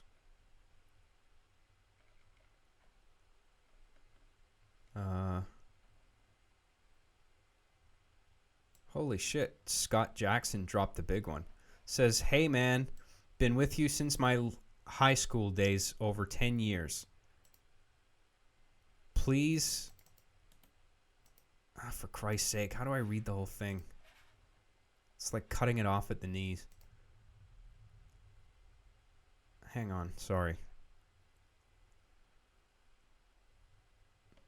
Please accept this for all the entertainment through the years. You've been an influence in my life. And fuck YouTube and Machinima. Love you, man. Hey, thank you, dude. I'm glad you enjoyed the show. There's more coming. I'm working hard to bring it to a satisfying close. Hopefully everyone will dig the end. It doesn't polarize people too much. Sometimes you can't help it. I think it'll go down well. Anyway, thanks, dude.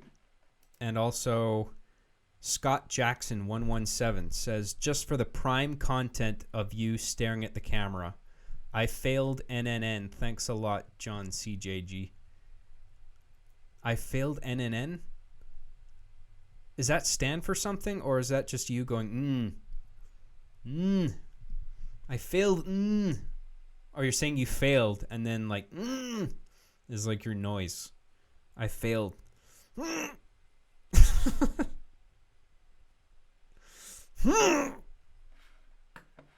You didn't fail, you did good. Mission succeeded. Thanks, Scott. Thank you, everybody. You guys are terrific. Okay, so let me get to some material that I wrote. Let me look at all this boring, lame shit that I wrote down.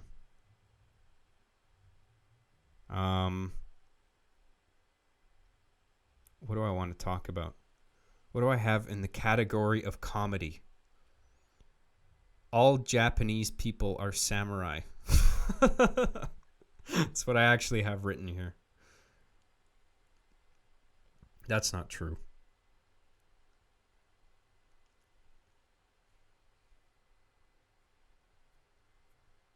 It's weird, you know, like some things are considered racist, some aren't, and like where's the line between, you know, making fun of like a different culture and racism, and the line between appropriating a culture in a derogatory way and just celebrating a culture? Like, there seems to be no difference between the two. There's just a big overlap. And you're not allowed to go as anything for Halloween anymore because it's always appropriation in some fucking form. You know, I read an article recently about how dressing up as a witch is appropriation, derogatory appropriation, because the costume is based off of women who were oppressed back in the days of Salem, where they were tortured, or, you know, set on fire for being a witch. And it's just like, fucking hell. Like, well, if witches aren't okay, then what the fuck is okay? You know, like, a witch is like one of the most basic. Like, if you think Halloween, that's one of the first fucking things that comes to mind, is like witches and black cats and stuff. And you're not even going to let kids dress up as witches anymore. So I guess nothing's okay. Because you can always tie something back to like a point of origin. Is that all it takes to make it not appropriate, or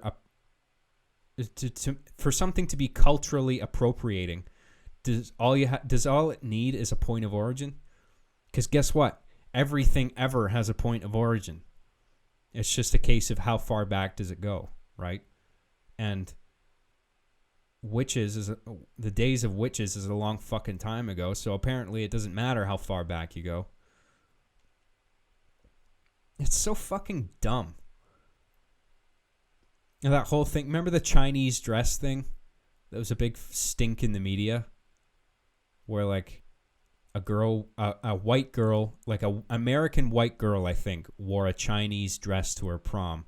And then she got chewed out on Twitter from some SJW asshole who's just like had a hard on that day and wanted to give her a hard time. And he was just like, my culture. Oh yeah, he was a I guess he was. Oh no, I guess it was a chick. It was a Chinese woman, girl, and she was like, my culture is not your goddamn prom dress. Or maybe it was a Chinese guy. I don't know, but like Chinese, whether male or female, or gender fluid, wouldn't want to be offensive by omitting it certain people.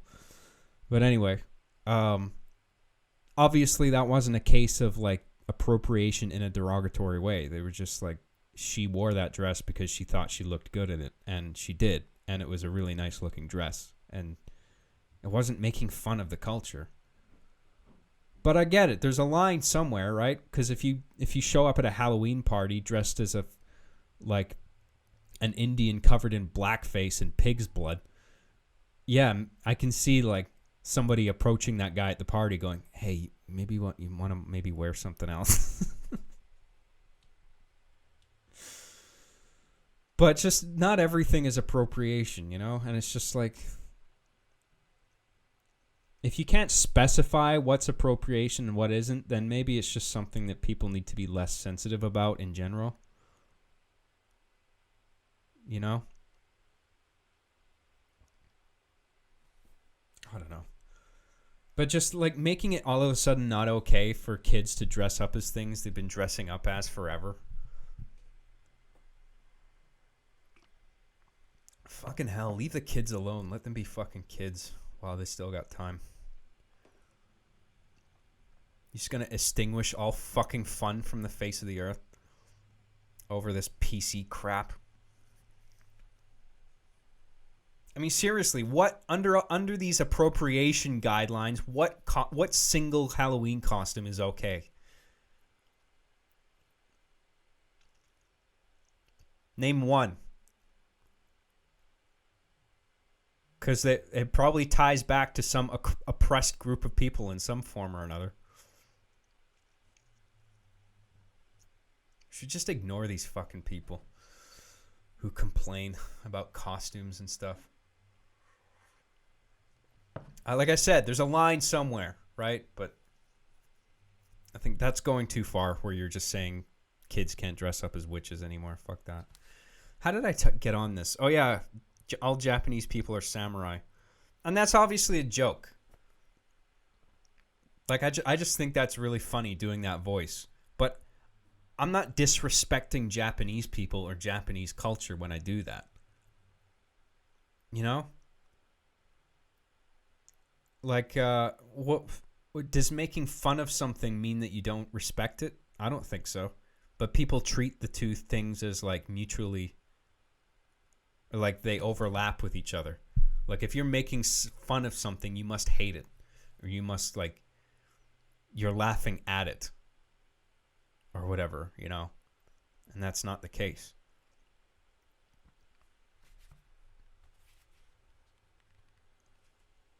Anyway. And my outrageously offensive accent. I'm Japanese and I don't talk like that. Stop it, Johnny. John-san.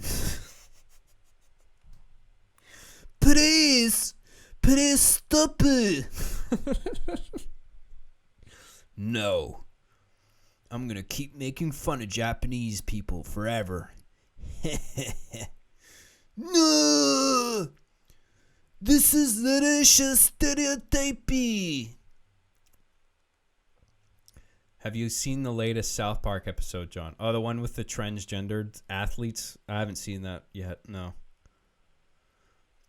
It looks funny, though. 'Cause I agree with that. I think that's fucked up. Like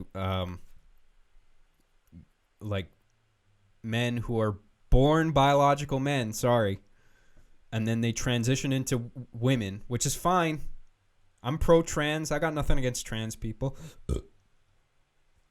But then they go into like female competitive sports, and they just fucking decimate the competition because they have like stronger bone density and muscle mass and shit. And they have big fucking hands, and they just beat the shit out of all these women, beat them in races, you know? And all the women are like, fuck, man. And then, but the trans community is like, oh, you better not have a problem with this. Otherwise, you're phobic. Everyone's phobic now. And maybe I'm evil for suggesting this, but I think there should be male sports, female sports, and transgender sports. Like, if we're going to do that, but there's a lot of sports where I think they can overlap, right? Because maybe the gender differences aren't as important. I don't know, maybe like tennis or something. Or maybe it does matter. I don't fucking know. But just the mixing the transgender men or transgender women and women is it seems pretty obviously unfair on observation. Whatever, I'm just a transphobic maniac who doesn't know what he's talking about. So I should just shut up before I get canceled. Hashtag canceled. What else do I have here? The word retard is unusually taboo now. What the fuck is with that? I feel like uncomfortable now. Because like there's all these people with like podcasts. Like Joe Rogan being one of them. Dick Masterson. A few different people I listen to. Who are just like, they shy from saying the word retard on their streams. And I'm just like, dude, I say retard all the time. I use it so frequently in my show. I have Chief say it so often that I just don't really think much of it.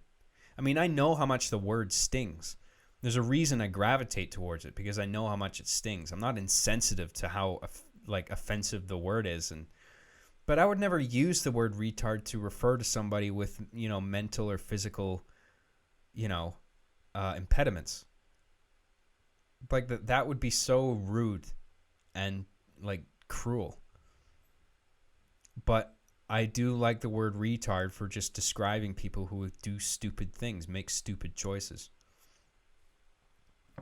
But all of a sudden, like, I'm feeling like it's taboo now in a way that it wasn't earlier, and I'm just like, I feel kind of like I'm alone on a glacier bobbing around in the ocean, where I'm just like, fuck, nobody else really? Like, I'm saying retard left and right all the time, and am I a bad guy now? Like, that's what it feels like. Like, maybe I shouldn't be doing this, but fuck, whatever. I'm not trying to offend anybody. I just think it's a funny word. It's like faggot. I say it too much. I shouldn't say it. But people know I don't hate gay people. I'm not racist. I'm a live and let live guy, And I don't resent anybody because of their things that they have no control over. You know what I mean? If I make fun of somebody, it's because of a stupid choice that they made, right? And then you use those colorful words to refer to people like that, And I remember a friend of mine, she works with mentally handicapped as like an assistant. And she's like, I never say the word retard. And like, I hate it when I hear other people say it. And me and her are good friends, and I was just like, I say it. And she's like, what? I'm like, yeah, I say it a lot. She's just like, oh. But then she kind of like eased up, because she's like, well, he probably doesn't mean it. And I don't. I say it, but I don't use that to refer to those kinds of people. I never would. It's tasteless. But I don't. What do you guys think? Is the word retard like not okay in any circumstance anymore? I mean, I'm one of those people who like, I don't believe in like outlawing certain words, because I think you just make it more attractive that way. If you give words like that power, then somebody out there is going to use that power against you. Like if you're that sensitive. Like, if you're so sensitive to a word where you're just like, this word is illegal now. Nobody can say it ever. You're going to prison forever. That just makes people, like, it makes evil people know how sensitive you are to that, and that's a button for you, and then they'll push it. You know? So I think the answer is to just not be so reactive to words like that, and, like, if a hateful asshole is going to use those words, I mean, he shouldn't. And that guy should be made fun of. But I don't believe in, like, censoring language. You know? I don't know. That's just my stupid thoughts. I'm practicing my outrageously stereotypical New York accent. It's not just Japan. I do a New York accent, too. It's kind of lame. I think about it too much, and I screw up the accent sometimes. But I keep saying these ridiculous phrases to, like, practice the accent. Like, I'm deliberately trying to make the accent as offensive and annoying as possible and grating as possible. So it would make New Yorkers go, like, what the fuck? We don't talk like that. Like, that's my intent there. And I keep pretending that I'm a New York doctor, and that I keep recommending patients that they fry up bacon and rub it on their balls, but I say it in a heavy New York accent. Why don't you try frying up some bacon and rub it on your balls? I don't know why that's so funny to me. It makes no sense. Yeah, your balls aren't looking too good. You tried frying up some bacon and rubbing it on your balls there? On your balls. Your balls. That's so stupid.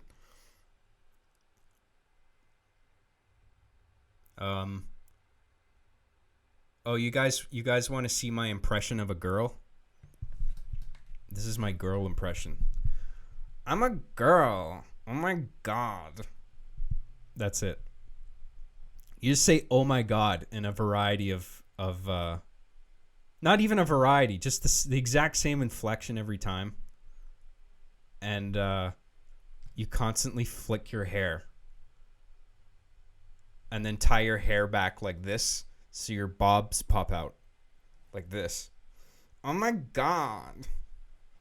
And then you get your nails done, and you constantly stretch out your fingers like this so they're like beyond straight, just like as far, so they're arching backwards as far as they'll go. And then you throw up your hands like this, and you kind of do some head bobs like that. And then a lot of pointing too. Like, oh my god, I'm a girl. Oh my god, like whatever, like, oh my god. That's my girl impression. It's pretty spot on, isn't it? There's girls in the chat going, what the fuck? We don't all talk like that, okay? Oh my god. Like, whatever, like, oh my god. I wish I had long hair. I wish I had my racist wig on. And I'd flick my hair like this. That's offensive. What can I say? I just hate whammon. Stupid whammon. Whammon. Whammon. What else have I got? That about does it for comedy.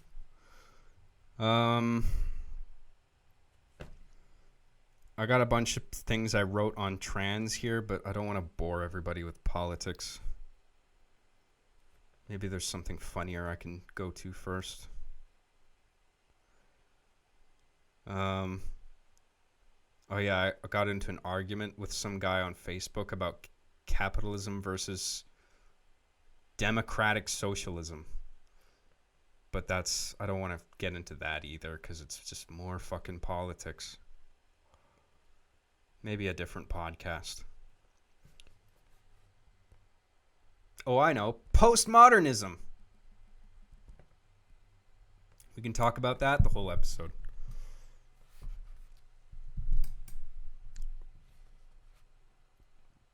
Oh, Terminator? I haven't seen Terminator yet.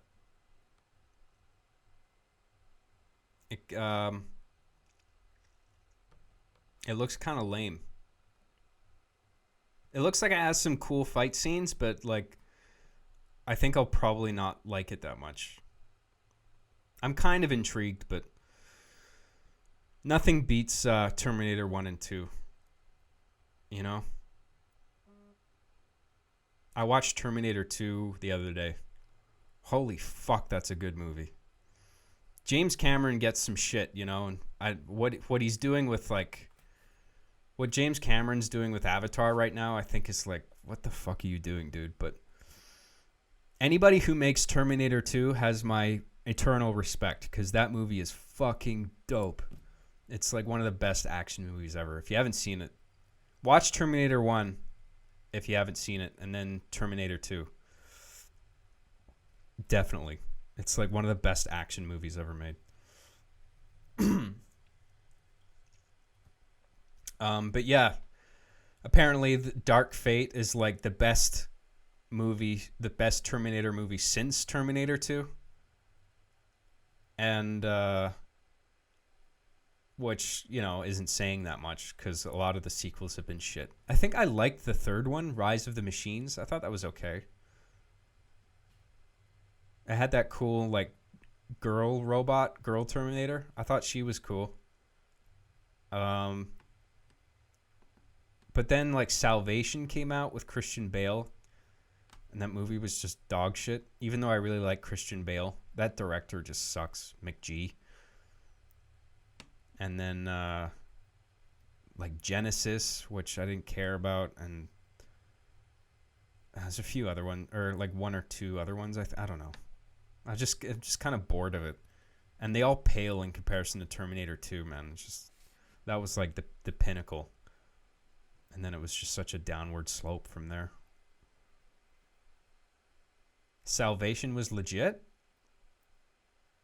There are little parts of Salvation that are awesome, like Christian Bale like gunning down that one Terminator with the chain gun on the helicopter. That was sweet.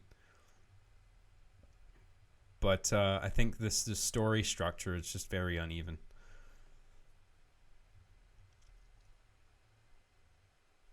Terminator 2 is the best one. The fuck are you talking about? Herder. Is that supposed to be me? Herder. Duh. Hey guys, Terminator 2 is really good, okay? Duh. I just spat all over my microphone. Gross.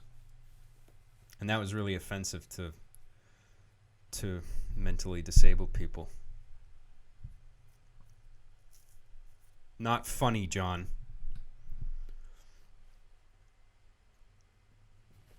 What else have I got here?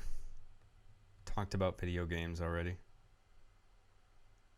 Oh yeah, the media. Do you guys know what Project Veritas is? They exposed a bunch of things. Most recently, the what was it? Oh yeah, the Epstein story. There was that reporter from ABC, and she had all this dirt on Epstein. And then ABC told her not to run the story, or that they wouldn't run the story on the network because the world just wasn't ready to hear it, apparently. And who knows who ABC is working with that they were motivated to suppress that story. But, you know, apparently 3 years ago, the evidence was all there, but then it wasn't until Epstein suicide, I mean, quote unquote. It wasn't until then that it was that the story broke out into the mainstream, where it's just like, well, we can't ignore this because this looks so fucking suspicious that, okay, we have to get into this now. And it's like, what the fuck is ABC doing that they were sitting on that for so long? They knew about it all this time, and it's just all coming out now. And it was Project Veritas that leaked the footage. Apparently, the guy who had the footage was a guy from CNN, I think. Like, it was an ABC reporter that was on camera, but the footage was obtained by a CNN employee who then leaked it to Project Veritas. ABC is owned by Disney. Oh, yeah, that's right. I forgot about that. Yeah, you're right. Kind of makes you go, Can't help but go, on this one. What about you guys? Are you going, It's a worthy story, I think. So yeah, it made me go, And I like Project Veritas, but I have some questions about their ethics and how they go about leaking footage. Because I also saw their CNN exposed video series on YouTube. It's kind of annoying because like there's like, it's split into parts, right? But part 1 and part 2 use like 90% of the same footage and clips and audio, and it's just like, did this really need to be 2 separate parts? This is all basically it's basically the same video done again. But the leaked info is solid, because it shows Jeff Zucker, who is like the head of CNN, and he's like, the recordings are of him addressing his staff at CNN in like a 9 a.m. phone call, like before the start of the workday, where he's just going over the events, the timeline of the day, basically. And it's basically just like impeachment, and Trump, anti-Trump, Trump sucks dick.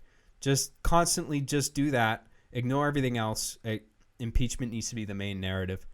And look, there's plenty of reasons to hate Trump. I don't like the guy either. But it's just constantly forced anti-Trump narrative. And they're deliberately doing that. And apparently Zucker has like a vendetta with Trump going all the way back to Celebrity Apprentice when I think they were both on the show at some point. I don't know if Jeff Zucker was like a contestant or like behind the camera involved in some way, but it's like, the guy clearly has a bias against Trump, and now he's like the head of CNN, and he's using his power to like smear the guy. And look, Trump doesn't necessarily need guys to smear him. I mean, he can smear himself with a lot of just his conduct in general, the way he talks. Like, I'm not a big fan of the guy, but that said, there is something to be said for a guy. There's something I can't help but admire from a guy who walks up to a podium mic at a rally, and he treats it like open mic night at 2 a.m. where he's just like talking off the cuff, apparently not off a sheet of paper or a teleprompter. And having that as opposed to like the hyper rehearsed, eloquently written kind of bullshit speech that Obama or Hillary would read out. Like, there's no eloquence at all to what Trump says in front of the same microphone, but like there's the part of me that likes comedians and humor and like kind of like a fuck it kind of attitude and trolling. The part of me that likes all that stuff kind of likes that Trump does that. Is that bad? Does that make me a bad person? Don't tell my friends local to me in Vancouver. They'll fucking crucify me for being a Trump supporter, even though I don't consider myself a Trump supporter. But I'm not demonizing conservatism either. I hate it when people do that. I have no patience for that, because that's just, whatever side you're on. If you're trying to demonize the other side, I'm really against that, because it just shuts down discussion, and it you're just painting people with just a big evil brush. Like, oh, this person isn't worth listening to. Liberalism and conservatism are both valid modes of thought, depending on the situation. That's why the two political parties need to talk to each other. You know what I mean? And when you see on all my social media is just like, my news feeds are just like so far left. Like, even if you even set foot on the right, you're evil, you're a Nazi. And they're all either democratic socialists or full-on socialists or Marxist. I can't believe the amount of Marxists on my feed. Like, people I went to school with, people like good friends of mine, who are just like, fuck, really? God, I'm a left-leaning guy. I know people don't fucking believe me, but I actually am. But I think that's just going too far. I'm not a Marxist, that's for sure. And there's all these fucking memes. Nobody articulates their ideas, but they're perfectly willing to share a meme that grossly oversimplifies a complex idea. And it's like fucking, are you even reading what you fucking share? Like, and then when someone challenges them on their views that is implied that they have based on the meme that they share, they don't respond. Like, they don't respond when challenged. This is wrong because this, and then nobody responds. It's lame. I think people should be willing to defend their ideas if they share them online. And just because something isn't a meme doesn't mean it's true.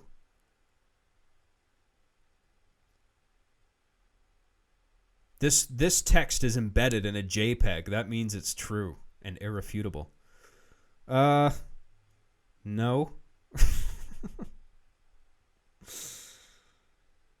It's lame. So anyway, what was? Oh yeah, I was talking about Project Veritas, and because I have kind of a problem with Project Veritas, despite the information that they're leaking is really interesting and like it's stuff people should know.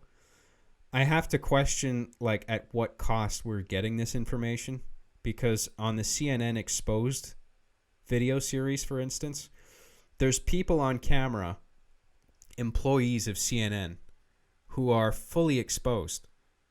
Like their names, their faces, their voices. There's no blurring, there's no pixelation, there's no masking the voice, there's no modulator. Like it's just... And I don't think the people know they're being recorded either, because they're obviously like hidden body cameras. And it's just like, does the person know that you're showing this footage? Like, what happened to them after this? They probably lost their job, right? Because they're talking shit about Zucker and shit, and about how CNN, I mean, the information is good, like, because they're talking about how CNN claims to be this impartial news outlet. And it's like, we look at both sides, fair and square. We just look at the facts. And it's like, well, that's clearly not true. You're like, you clearly have a left-wing bias. And that's okay. Like if you're a left biased news outlet, that's totally fine. And that's a legitimate stance to hold as well. But you should own what it is you are.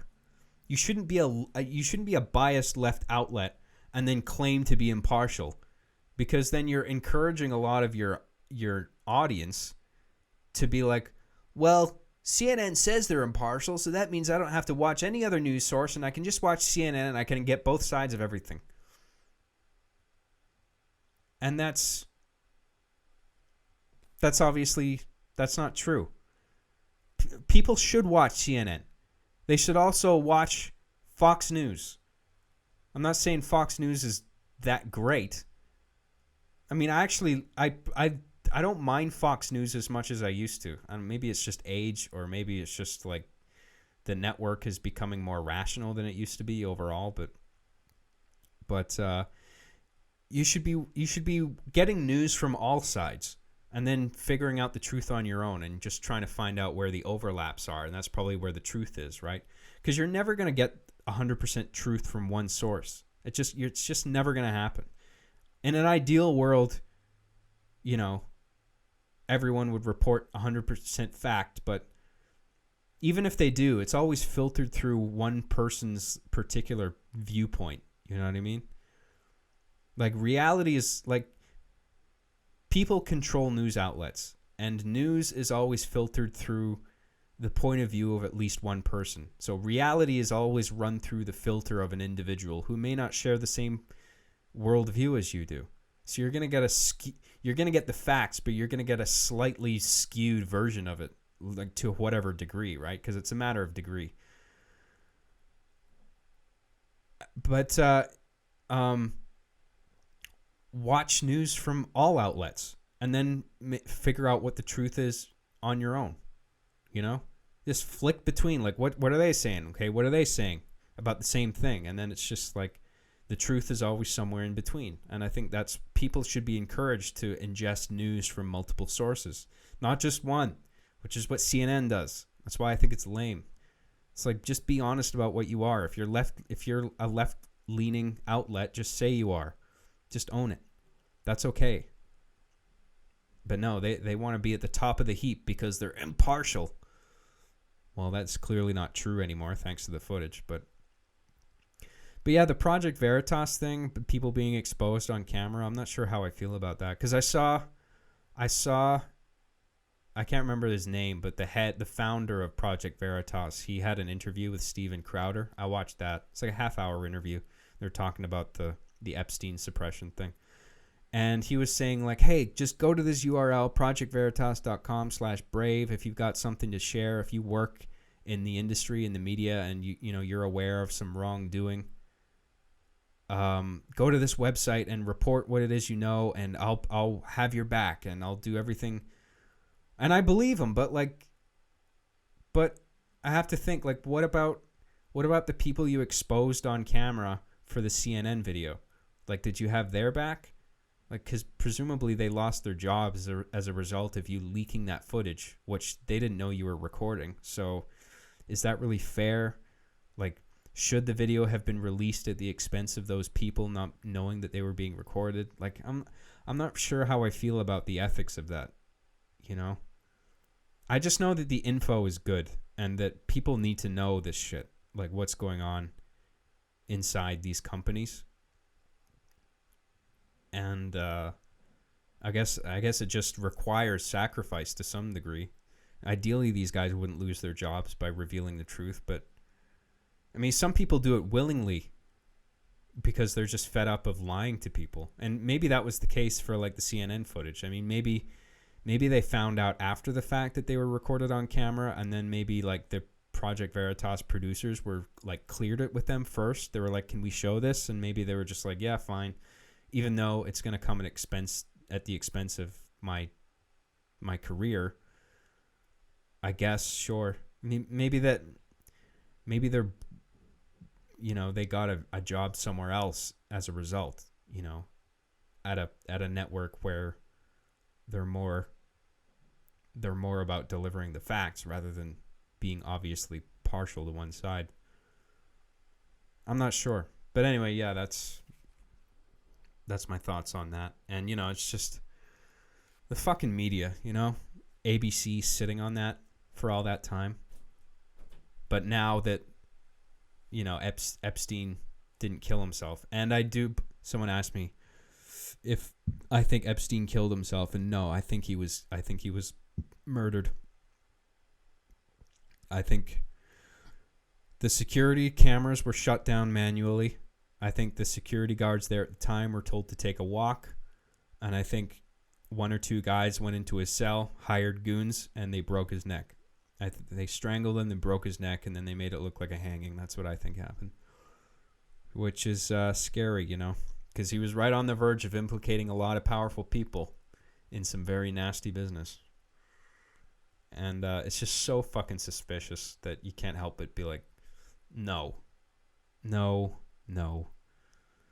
And didn't Alex Jones reveal that or touch on that a long ass time ago about this whole secret pedophile thing, Pedophile Island? I think he mentioned Epstein a long time ago, but like everybody laughed at Alex for being a crazy kook, and now here's this whole story blowing up, and it makes me wonder, what else is Alex right about? So I actually like Alex Jones. I don't know how you guys feel about him. I know he hasn't conducted himself perfectly all the time. I mean, the Sandy Hook thing was really a problem, but I like the guy. I would like to have a beer with that guy. I feel like he would be a cool guy to hang out with. Like, yeah, he's a loudmouth. He'd probably get annoying after a while. But I think his rants are hilarious. The only thing I can't reconcile is like him getting his fans worked up about like the Sandy Hook thing being falsified, and then the parents of like the parents of the victimized kids, the dead kids, were being like harassed by his stupid fans, and like having the gravestones vandalized, and like people showing up at their house and bothering them, and being called like despicable people for perpetuating a hoax, and having that piled on top of the fact that you lost your children in a tragic shooting. It's just like, come on, fuck, man. And Alex was he was egging that shit on, I think. Or at least, getting his fans riled up enough that they felt the need to do that. But, like, should Alex have been banned? I don't know if I really don't know where I stand on that. That's a hard question, because, like, I feel like something should have been done there to stop Alex getting his fans so fucking worked up that they would be driven to do that. But I'm also not for deplatforming people either. So, like, I really don't know what was the right thing to do there. But thankfully, Alex, when he came on Joe Rogan's podcast the second time, he apologized. He was just like, look, that was wrong. I shouldn't have said that. I've changed my mind now because I've learned that, I think he said, like, there were some he phrased it as anomalies that were based on false information, that he learned that was not the case later on, and he changed his stance. Yeah, I'm freedom of speech too. That's why I'm saying I don't know. Like, I guess just let him on, let him do his thing, because I don't think speakers on YouTube or whatever should be responsible for what their fans do. I'm for individual responsibility. I mean, those fans shouldn't have been doing what they were doing. Do I blame Alex for that? I don't know. He kind of had a role in it, didn't he? Let's hang on. My microphone's coming off its hinges here.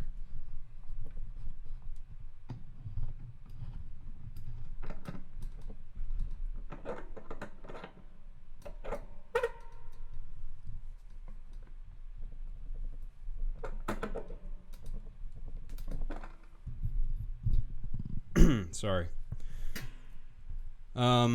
Alex Jones got into Bohemian Grove. Yeah, dude. Alex Jones blew the lid off Bohemian Grove before anybody else. I mean, that footage was fucking crazy when he got that. And, like, good for him. Like, that's proper journalism, man. People shit on Alex, but that's real journalism. Boots on ground, going straight into the fucking belly of the beast and exposing it. Because that was fucking weird, whatever was going on there. Anyway. What else have I got here in regard to the media? CNN talked about that. Alex Jones.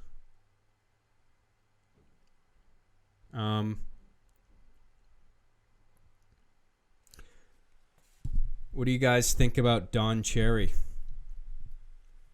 I presume you guys heard about that, right? Do you think he should have been fired for what he said recently? I don't think so. He's a sports commentator. Like, I was never really a sports guy. I didn't really give a shit. And I was always aware of Don Cherry, but I never really watched him. Like, only glimpses of him. And, I was never really into sports, so I didn't really ever have a reason to. But he was a hockey commentator popular in Canada who was recently let go from CBC for a controversial rant that I don't think was even that bad. I mean, he said much more controversial stuff in the past, I think, which I've seen examples of, and I don't think they were even that bad either. But this thing he said recently got him fired because so many people complained. And he said "you people" in his rant, and specifically because of the term "you people" in his rant, people automatically they thought he was trying to pull this immigration angle into it, which he was to a degree, because he also said "you come here," which obviously implies immigration. People who aren't born in Canada, they're coming to Canada to live here. And he was saying something like, "You people, you come over here, you enjoy our milk and honey, but you don't even take the time to buy. You don't even spend a few bucks to buy a poppy and wear a poppy to commemorate the lives of the people who died in the Canadian Armed Forces, to preserve the freedom that we have here, that you come here to enjoy and benefit from." And it was definitely clumsily phrased, and there definitely was an immigration aspect to his rant. But I think it's clear enough that his target was people who are neglectful of the country's history, enough so that they don't even want to bother showing a poppy off on Remembrance Day. I think that's what he was getting at. That was obviously his target. But people just ran with the "you people" thing. Because as soon as you say "you people" in a rant, then people just immediately picture you as Hitler, or just some obscenely racist guy who's just going to go on and on about a group of people based on immutable characteristics. When, yeah, it was badly worded, but like, his target was ungrateful people, regardless of race or where they originally came from. You know what I mean? Just like it's like you're coming to Canada for a reason, right? Because we have certain freedoms over there that aren't present in the place that you're at. That's why you're moving to Canada, right? And it's like, if you're going to come here, maybe show some appreciation for the people that died to preserve that country's values. And the way you do that is by buying a poppy. And he was complaining about how nobody was buying poppies. That was his target. And he got fired for that, for being a racist or whatever. And he's like a commentator for a long time. Like, I mean, he's been in the hockey business for at least 50 years or something. He played back in the 50s or the 60s, and then he was a coach for a long time. And then he became a sports commentator. And he would always wear these like colorful, crazy suits, and he was like a comedic presence. I mean, you'd think the fact he was a comic presence would like give him a little bit of leeway, but apparently not. Apparently he had said a lot of controversial things throughout his career, and finally this was the straw that broke the camel's back.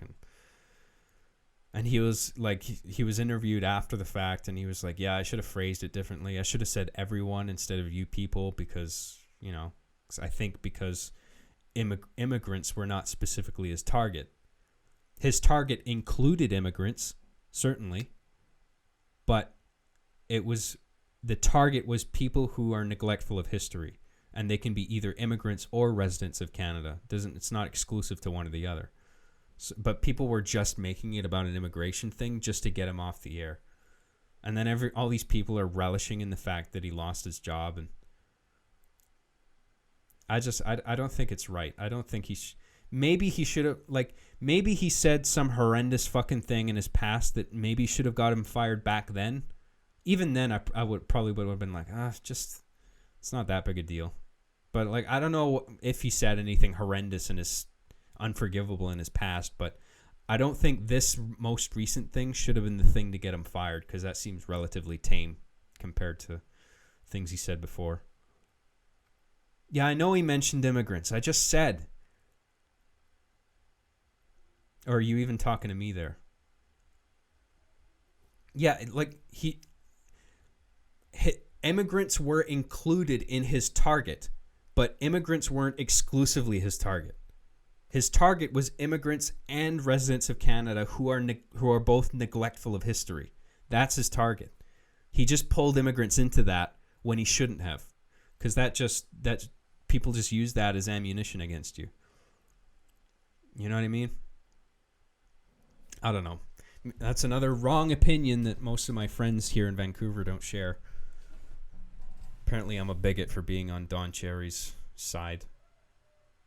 I don't even know if I'm on his side. Like, I mean, he definitely should have worded that more carefully. But I don't like relishing in people losing their livelihoods. You know what I mean? I don't take joy in that sort of thing. Whatever. I don't know. I don't fucking know. Okay. What else? I got a couple things written here, but it's so old. Just about like bias in the media. More stuff about media bias. You remember when the New York Times tweeted about 9/11? And they said the airplanes took aim at the towers in their tweet. And then they deleted the tweet because people were saying how stupid that was. But it goes to show you, you know? It's like they're that afraid of mentioning Islam or criticizing Islam in any way. Like it might possibly lead to some unsavory actions by certain radicals. But they're that avoidant of the issue that they won't even mention like the Islamic terrorists. Because they were Islamic extremists. But they said the airplanes took aim. As if like the airplanes are sentient and they're like, must destroy. Locked in on the towers. Like, what a fucking stupid way of phrasing it.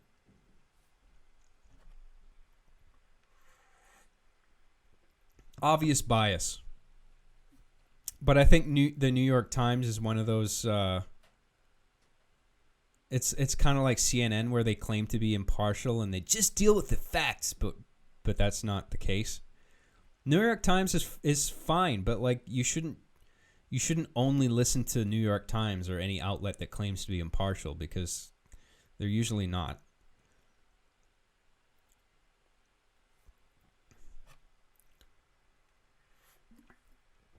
Anyway, that's that. What else? Jussie Smollett's body cam footage. You guys remember that? Specifically the body cam footage. Because, you know, there was that whole thing where, like, the two white guys with MAGA hats who turned out not to be white, but two fucking African dudes. And they were wearing MAGA hats and, like they poured fucking bleach on him and they put a noose around his neck. And then there was this body cam footage released by the Chicago Police Department, because PD was mad as fuck when Jussie was getting off with like no charges, and they spent all this money in the investigation, found out he was guilty, but then like he just got let go for some reason, even though he was blatantly like guilty. And Chicago PD's like, this is fucking bullshit. So then they put out the footage from their officers' body cams, where they show up at this hotel where Jussie is at, and they go into the hotel, right? They pull up in their unit and they go into the hotel, and then they're greeted by one of Jussie's friends, and they go into the three of them go into the elevator together, and then the friend of Jussie is just like, you know, having the noose around his neck, it's one thing, but it's just like you know, the fact that they beat the shit out of him, that was bad. But like the most appalling thing is like the racism of it, man. It's just like we live in this time where like people actually do something like this, and it's terrible. Like it's so racist. And then like he's really trying to sell he's trying to get the cops morally outraged on the racist angle of it. Like how could people do this in this country? And then they get up to Jussie's floor, and then they go into his apartment, and Jussie's sitting there on his fucking couch, and he's got the noose around his neck. Like he's just sitting there waiting for the cops to show up because he knows they're on their way, and he's sitting there just like with the noose just hanging there. And the cops are like, "The fuck are you doing?" And then Jussie gets up and he's just like, "I just thought you guys would want to see this." And the cops are like, "Yeah, we get it. You don't have to wear it around your fucking neck all day like a necklace. It's not jewelry. You can take it off." But it's like he felt like the cops wouldn't believe him unless the rope was like actively around his neck when they came in. It was so stupid. Like, it's exactly what you don't do if you're trying to convince people that it's not a hoax. You know what I mean?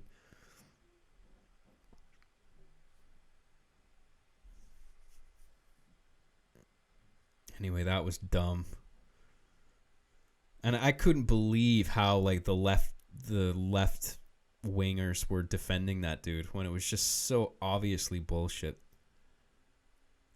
There are people tweeting things like, even if it is a hoax, we should believe him anyway, because the fact is, MAGA people, there is a problem with white supremacy and blah, blah, blah. It's like, are you fucking listening to yourself? You're saying we should all deliberately believe a lie? I mean, this guy is obviously trying to profit off of this outrage culture surrounding, you know, what the supposed dramatic rise in white supremacy in America. Like, what, he's not getting paid enough on his hit HBO show? Like, what the fuck, man? What an entitled asshole that guy is. Anyway.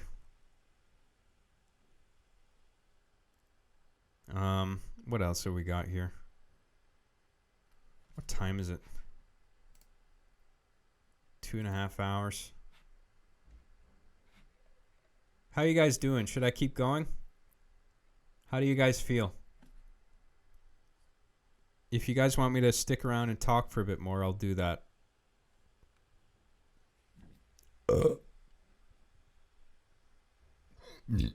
Am I boring you guys? Okay. So this is cool, right? Everyone's still on board? This is quality content. Oh, thanks, man.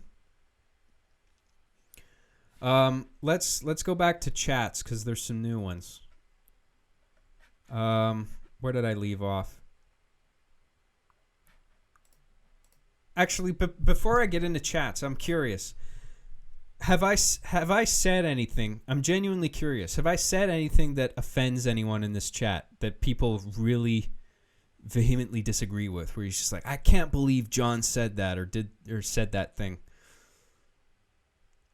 Because I'm actually curious. Because I would like to, if somebody does feel that way, this isn't like a gotcha thing where I'm trying to make someone feel bad. I'm like, if I'm wrong about something, I want someone to correct me. Because it's kind of hard to tell. Because I get like the feedback. I get feedback in the chat, but I can't read anybody's faces or tone of voice or anything like that. So sometimes it's hard to tell if I'm off base or not. But no, we all seem to be on the same page here. That's cool. Because, you know, sometimes I get emails from, I get emails criticizing me for my views sometimes on my podcast, but they're always really nicely written. Like, I haven't got a rude email in a really long time, which is great. And if somebody does criticize me, they phrase it in like the nicest possible way, which is it's great. So I've got a few emails saying they disagree with my views on gender, and I think at least a few of those people identify as like genderqueer themselves, like gender fluid or like queer or non-binary or whatever they want to call themselves, which is fine, right? I don't give a shit. Identify as whatever you want. But they don't often specify what it is exactly that was wrong that I said. And maybe I am wrong about something. Like, if someone wants to correct me on here, like, I get it. Like, I'm open to that. Because, like, I promote discussion, and I don't attach my ego to my views. You know what I mean? If someone wants to correct me on something, like, oh my God, just move on. Hey, it's my podcast, okay? Fuck off. We don't care. Just move on. Jesus Christ. All right, you whiny bitch. I'm just checking, okay? Because, like, I've covered a lot of topics here, and I think it's likely that maybe I would have said something where it's like, oh, I don't think that's right, John. In which case, I would like to hear about it. But no, I guess we're good. Anyway. Okay. So let's go to the chats. I'm glad we're all on the same page. Let's finish off these things. Where did we leave off? Blood Gulch Patrick says, John, I have an idea for your next series where you play with other kind of toys. Winky smiley face. You look good, baby girl. Currency is... What the fuck is that? It's like these foreign characters where I don't know what it says. It's like backwards ROL left bracket. I don't think it's a bracket though. It's like just a character. And then what looks like a 6L. I don't know what the fuck that is. But hey, it's money, so that's cool. Money. I love money. Thanks, man.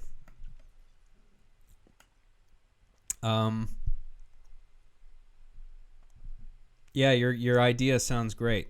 What is that? I just stick dildos up my ass? Is that the idea? Awesome. I smell a sitcom. RB506 says, yo, it's Bruce Willis. Oh, because I'm bald. I wish I looked like Bruce Willis. Unfortunately, no. I just look like a bald hobbit. Sad face. Blood Gulch Patrick says, read my previous super Chad. You Canadianness offends me. I just did. Relax. Thanks, man. Thanks again. Mike E says, you should be a guest at EFAP. You'll love it. Is that fucking furry thing again? Why do people want me to talk to furries? I'm not shitting on furries. I mean, like, I'm really not into that stuff. But, like, anybody who is a furry, like, I don't care. Do whatever you want. Out of curiosity one day, I looked at the profile of one of my Twitter followers, and every tweet of theirs had an attached image of a cartoon mouse with like a huge dick. And like a big human, like, man's dick on like a cute mouse body. And it was like, that was every post was with images one after another, just one, like, cartoon mice with giant dicks. I was scrolling through it. I was just like, wow, it's like every one of these. And, you know, it's fine if that's what you want to do, whatever. But I question, like, is that all? Like, is there other artwork? Is it all? Do they have to have a big dick every time?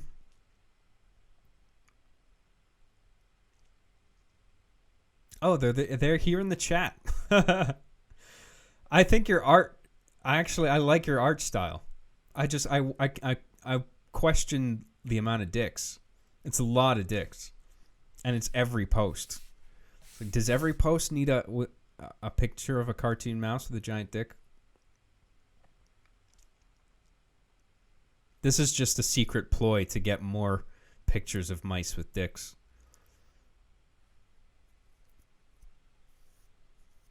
John, please stop. Stop talking about what I don't want to hear. Why don't you fucking close the window and shut up? I just don't post it much on Twitter. Hey man, whatever floats your boat. Oh, I couldn't help but laugh. I just find it funny, you know. Cartoon, it's like that's a lot of dicks. But anyway, where were we? Where did I leave off here? Thanks, Mikey. Mike E. Agent Yaz says John's a cycle. JK. A cycle? What does that mean?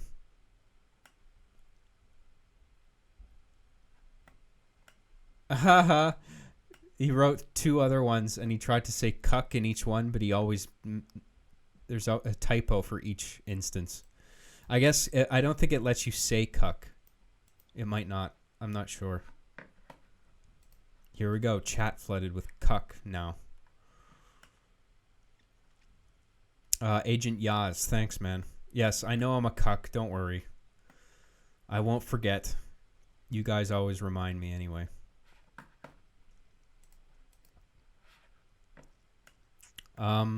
The Sturmovic says, didn't catch most of this live stream, but still wanted to say thanks, Job, for doing these. I look forward to these and can relate to a lot of your opinions. Also, hi, future me listening to this. You're welcome, dude. I'm glad you enjoy it, man. I'm especially grateful for people tuning in and listening to my podcast because, you know, I'm always really insecure about it more than I should be. I'm always worried of people getting bored or whatever, or people disagreeing with me. I mean, people can disagree with me, it's fine, but I don't like the idea of like offending people. And if that happens, I want to be able to clarify, because I feel like for each stance that I have, I feel like I can explain my case. You know, if they would just bring it up. But everybody seems to be on the same page, so I got nothing to worry about. I don't know why I'm so fucking insecure all the time. I guess it just comes with the territory of being a cuck. I'm a professional cuckold. I gotta be the best cuck of them all.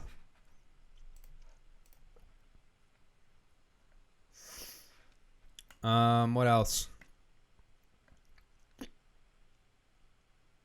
Thanks, man. YTP Mania, YouTube poop. Is that what that stands for? Loved episode 14, Job. Your writing is still great. No matter what you may think of it, I still love it. Looking forward to more shows from you. Cheers. Thanks, dude. No, I was proud of episode 14. Like, I've been writing long enough now that when I finish a script, I can be like, people are gonna. I'm pretty confident people will like this. You know what I mean? Early on, it was like, I'm not sure. I'll just put it out there, and you know, if people don't like it, then I'll learn from that and try to better myself. And I just did that for years and years, and now I'm pretty confident in my writing.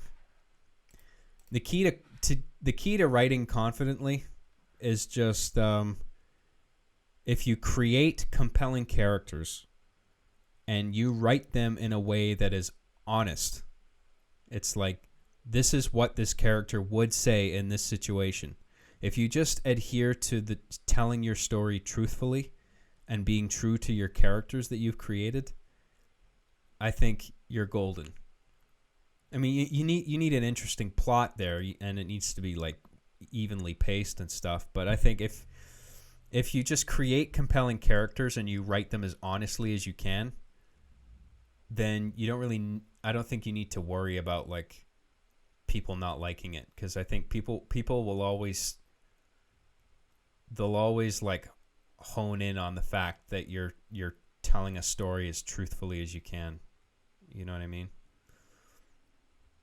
Like when I'm writing dialogue, I don't think about like fan service or like maybe to a very small degree in some cases, but like that's not the driving thing. Like what all I'm focused on when I'm writing dialogue is what would these characters say in this situation? What would they actually say? And then sometimes you bend and shape that a little bit to like fit the plot that you have, but not too much. Otherwise it doesn't feel organic. It feels disingenuous. But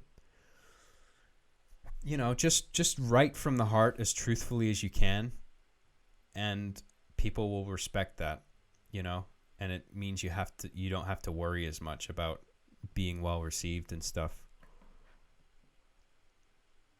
This is boomer talk? What the fuck does that mean? God, I hate that fucking insult. I mean, if you're using it to troll people, then whatever, that's funny. But like, I don't like any terminology that just like paints a group of people with a wide brush and dismisses their opinions just because they fall into a certain category. You were born in year X. That means I'm not going to listen to you.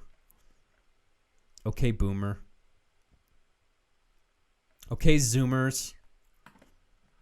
I'm not a fucking boomer. I'm Gen... What am I, Gen Y? I'm Gen Y. I'm in between. Whatever Gen Y is. Whatever the fucking stupid name for Gen Y is. That's me.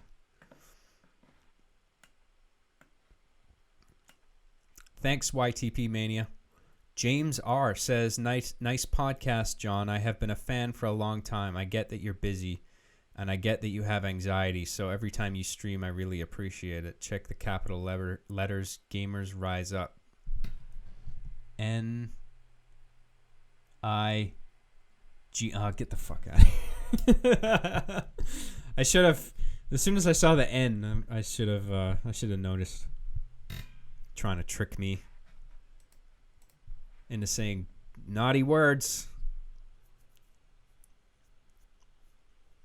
I'm already in enough danger of being banned.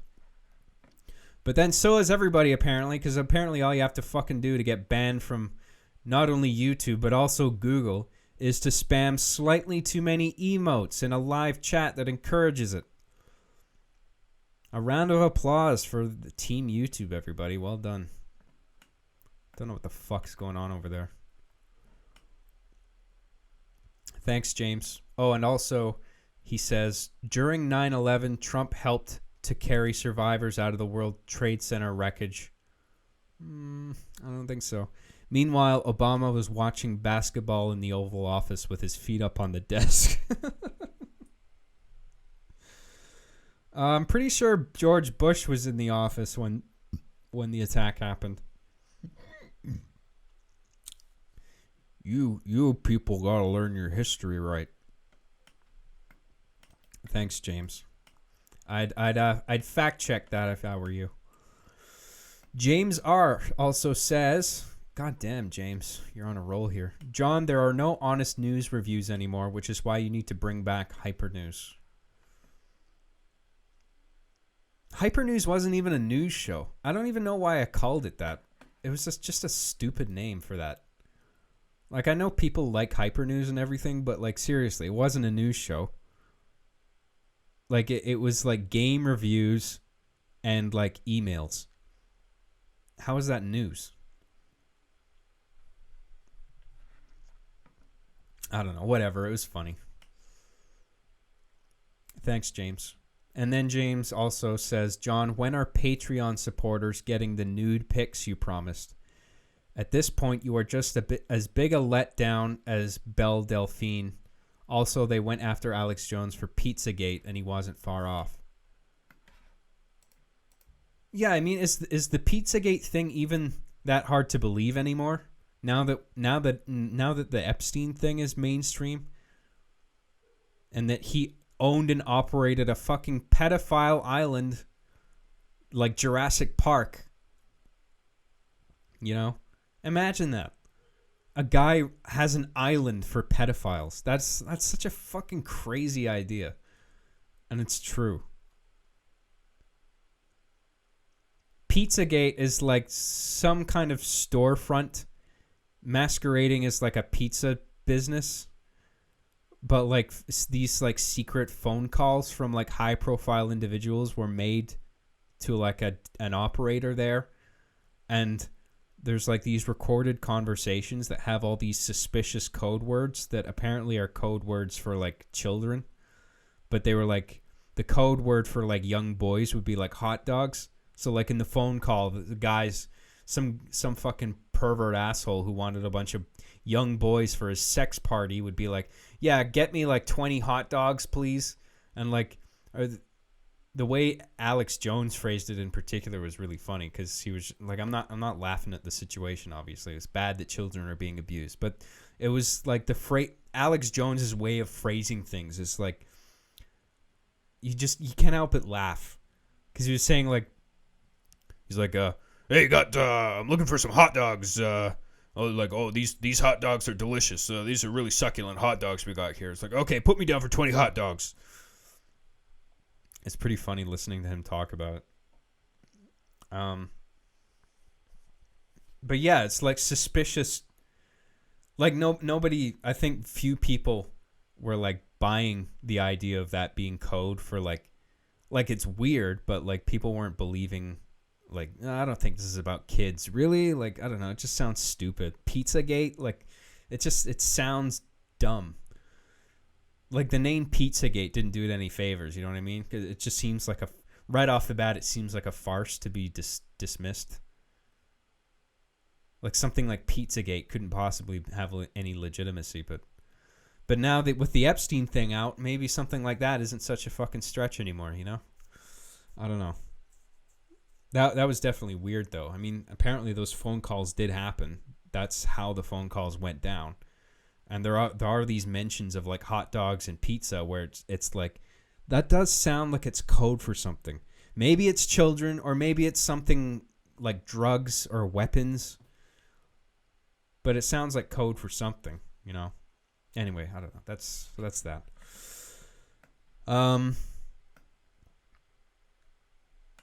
Oh yeah, I'm a big letdown as Belle Delphine. Well, because she didn't give her fans nude pictures. Yeah. I don't know. I'm going to have to think about that one. I think my nudes are just so hot that your faces would melt off if you saw them. So I'm keeping them away from you guys, but only because I want to protect you. It's for your safety.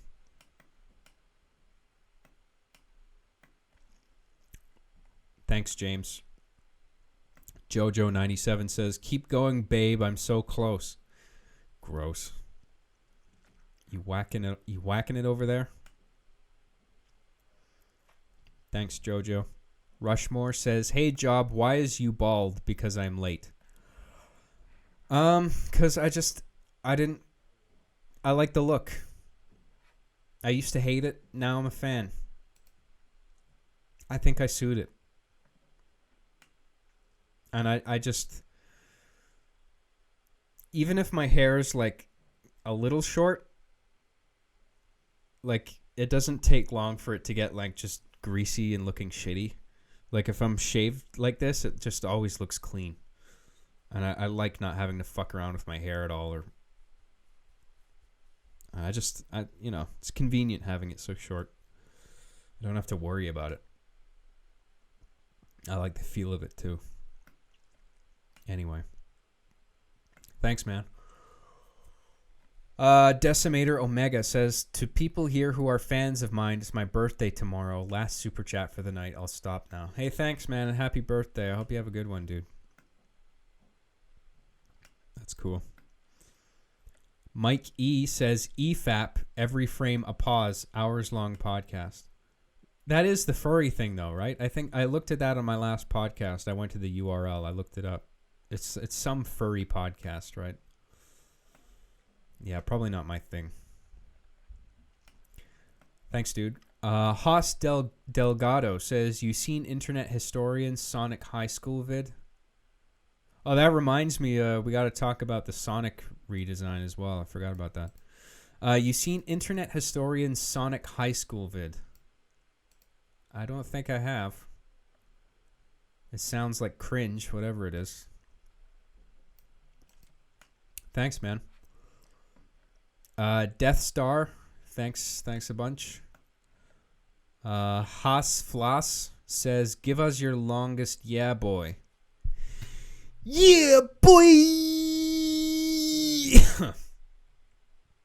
I got a sore throat, kind of. My throat itches if I prolong that. But there you go. There's a yeah, boy for you. Thanks for that. And then Death Star again says,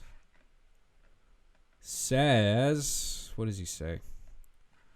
Thanks for all the years of entertainment, man. Oh, I guess your first one didn't go through there. That sucks. You're welcome, dude. Thank you. I'm happy people enjoy the show. It's nice to leave a memorable legacy, you know what I mean?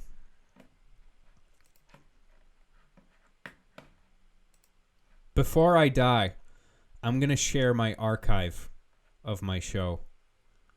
And in the event that I die, I want my show to be distributed. Like, just upload it wherever so people can see it.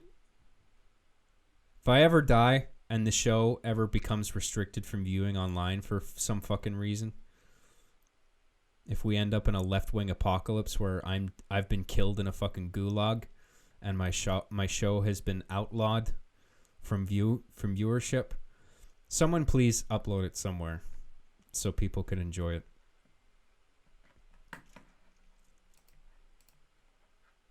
Do it in secret though, so you don't get arrested by the left-wing Gestapo. Let me check Streamlabs. I think I got everything.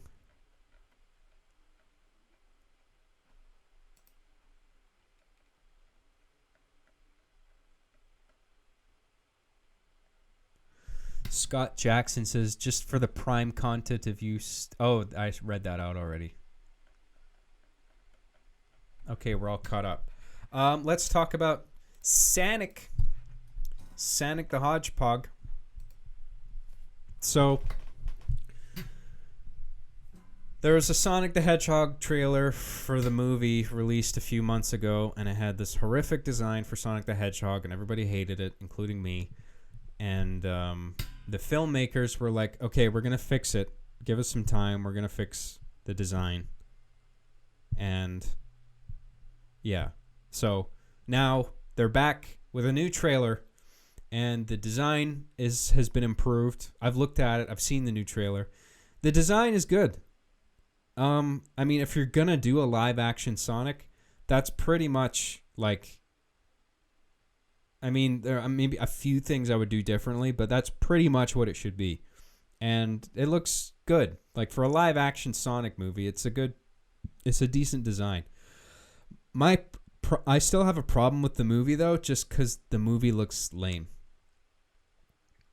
I don't think everyone in this chat agrees with me, whatever. Because I got some people on Twitter were just like, can you explain why like the movie still looks lame to you? And I'm just like, because it's like, I want a Sonic movie, personally, to take place in the Sonic universe with the characters in that universe and have similar themes.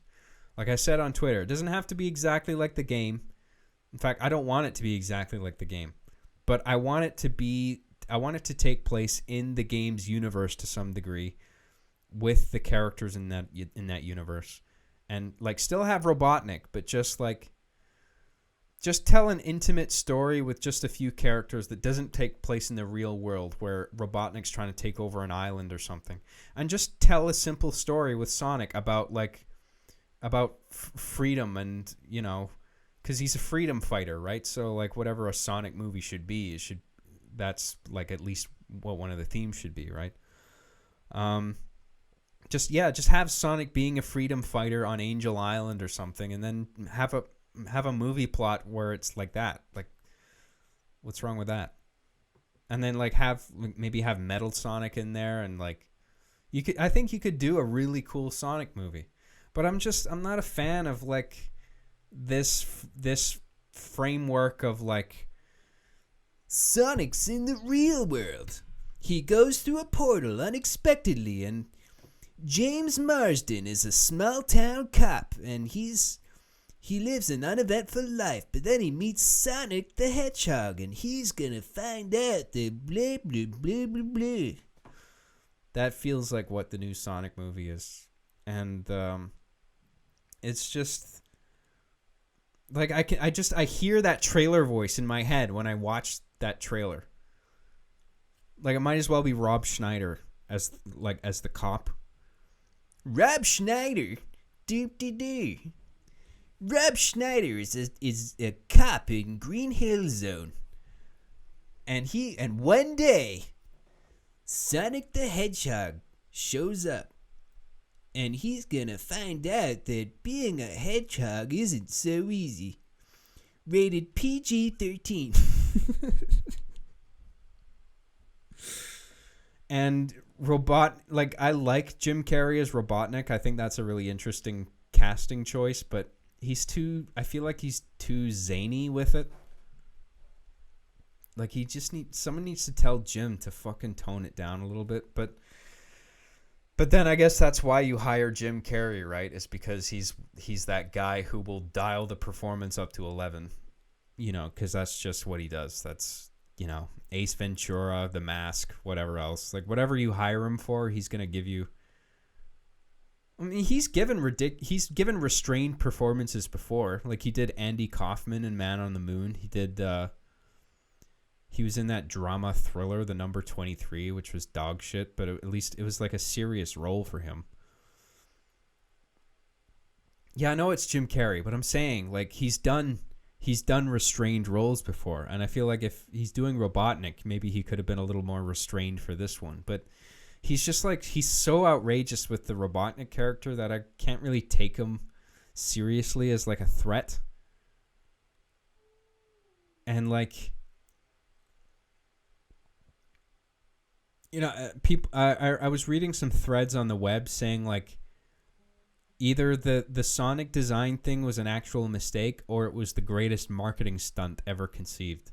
Because like the movie looks like crap, but then the Sonic design initially was so bad, and there was such like people trying to band together and make their voices heard, trying to get the design changed, and then they did that.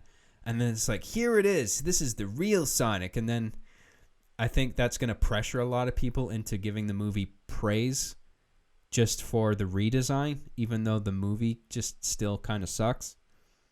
So it's like, are people going to be any softer on the movie, like in terms of critical reaction, because of the fact that they put in the work to redesign the character to satisfy people? It's an interesting idea.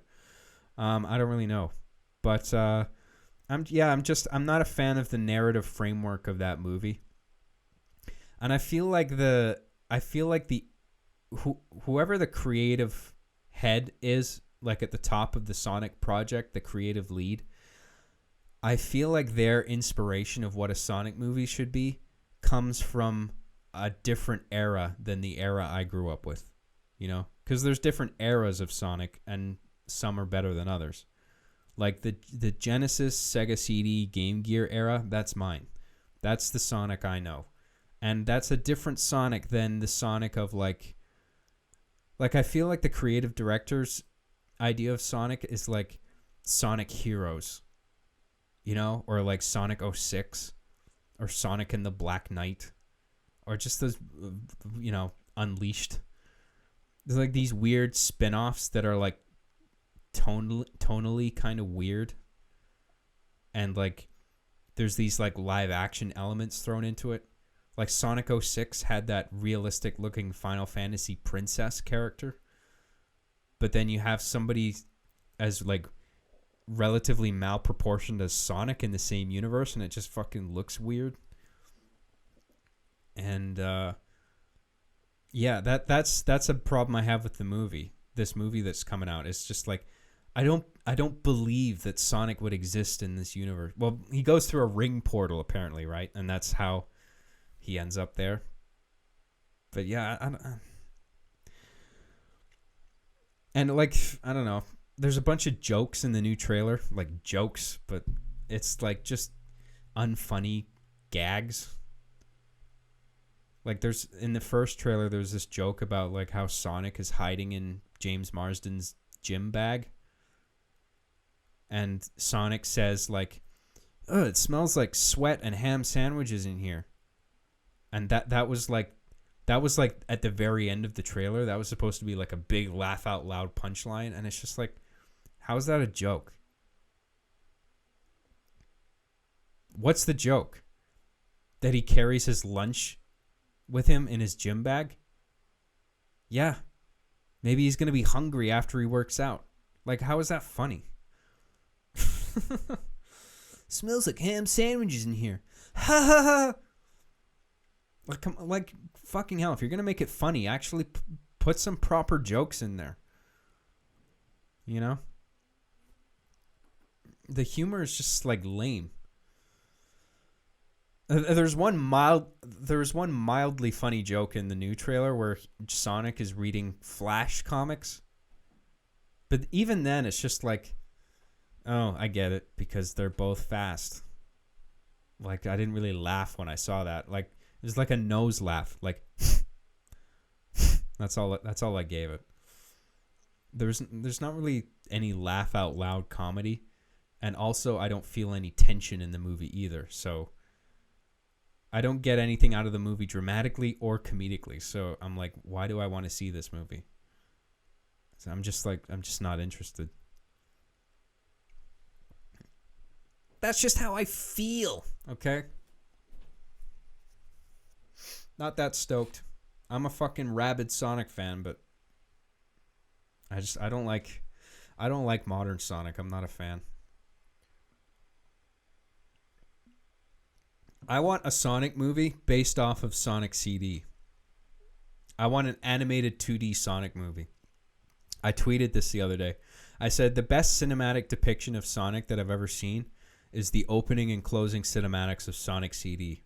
If you haven't seen those and you're curious about what an animated Sonic movie should look like, that's what I think a Sonic movie should look like. It's fucking awesome, seriously. The music's cool, the animation's cool. Sonic's like this silent, stoic badass. And it's very visually it's very simple. It's like he's a freedom fighter. And Robotnik comes along with a big ridiculous contraption and he's trying to roboticize all the animals and whatever. And he fights against oppression. He's a freedom fighter. That's what he does.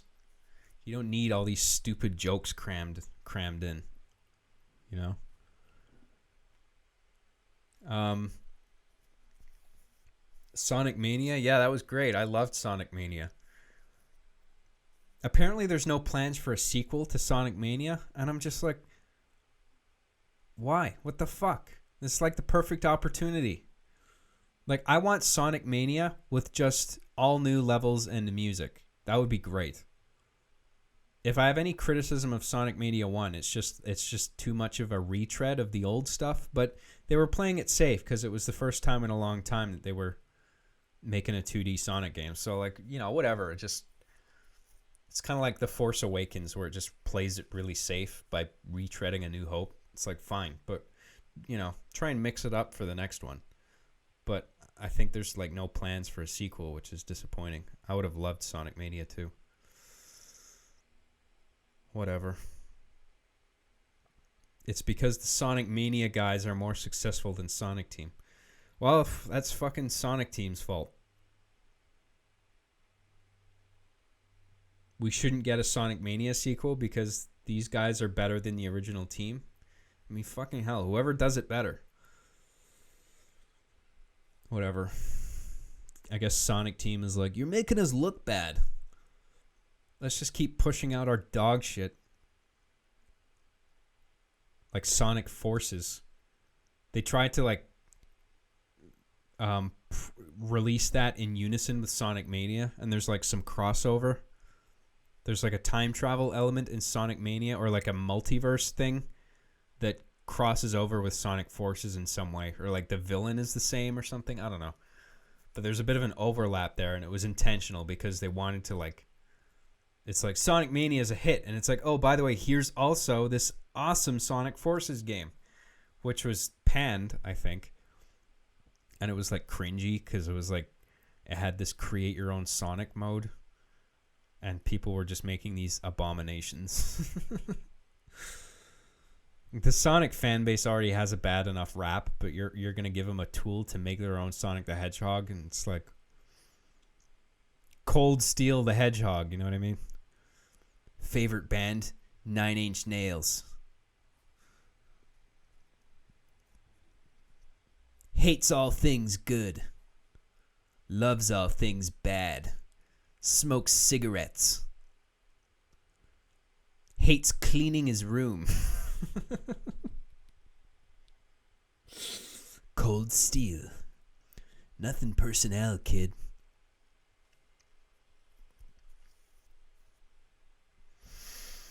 All right, where are we? We're all caught up with... Oh, no, we're not. Koss says, I was going to use these $5 on McDonald's, but I'll give it to you instead. Ever think about taking fan calls? I don't want to do that. I don't want to air live phone calls where anyone can blare out anything. I'd rather just stick to the chat. I thought about it, but it's not really for me. I appreciate your McDonald's money, dude. I'm going to spend it on McDonald's. Actually, I'm not gonna. I'm trying to eat good. I've been on a roll. I don't want to ruin it. No chocolate. I've just been eating oatmeal, fruit, and like chicken and vegetable stew. I've been doing really good. That I cooked myself. Can you believe that?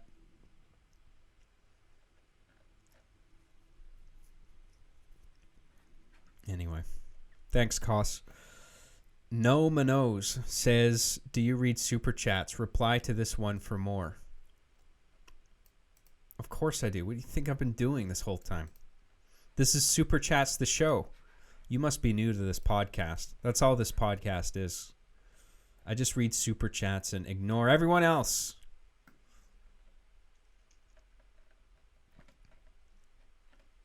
Thanks, No Manos. Brandon Vancour says, thoughts on the Showtime Halo series?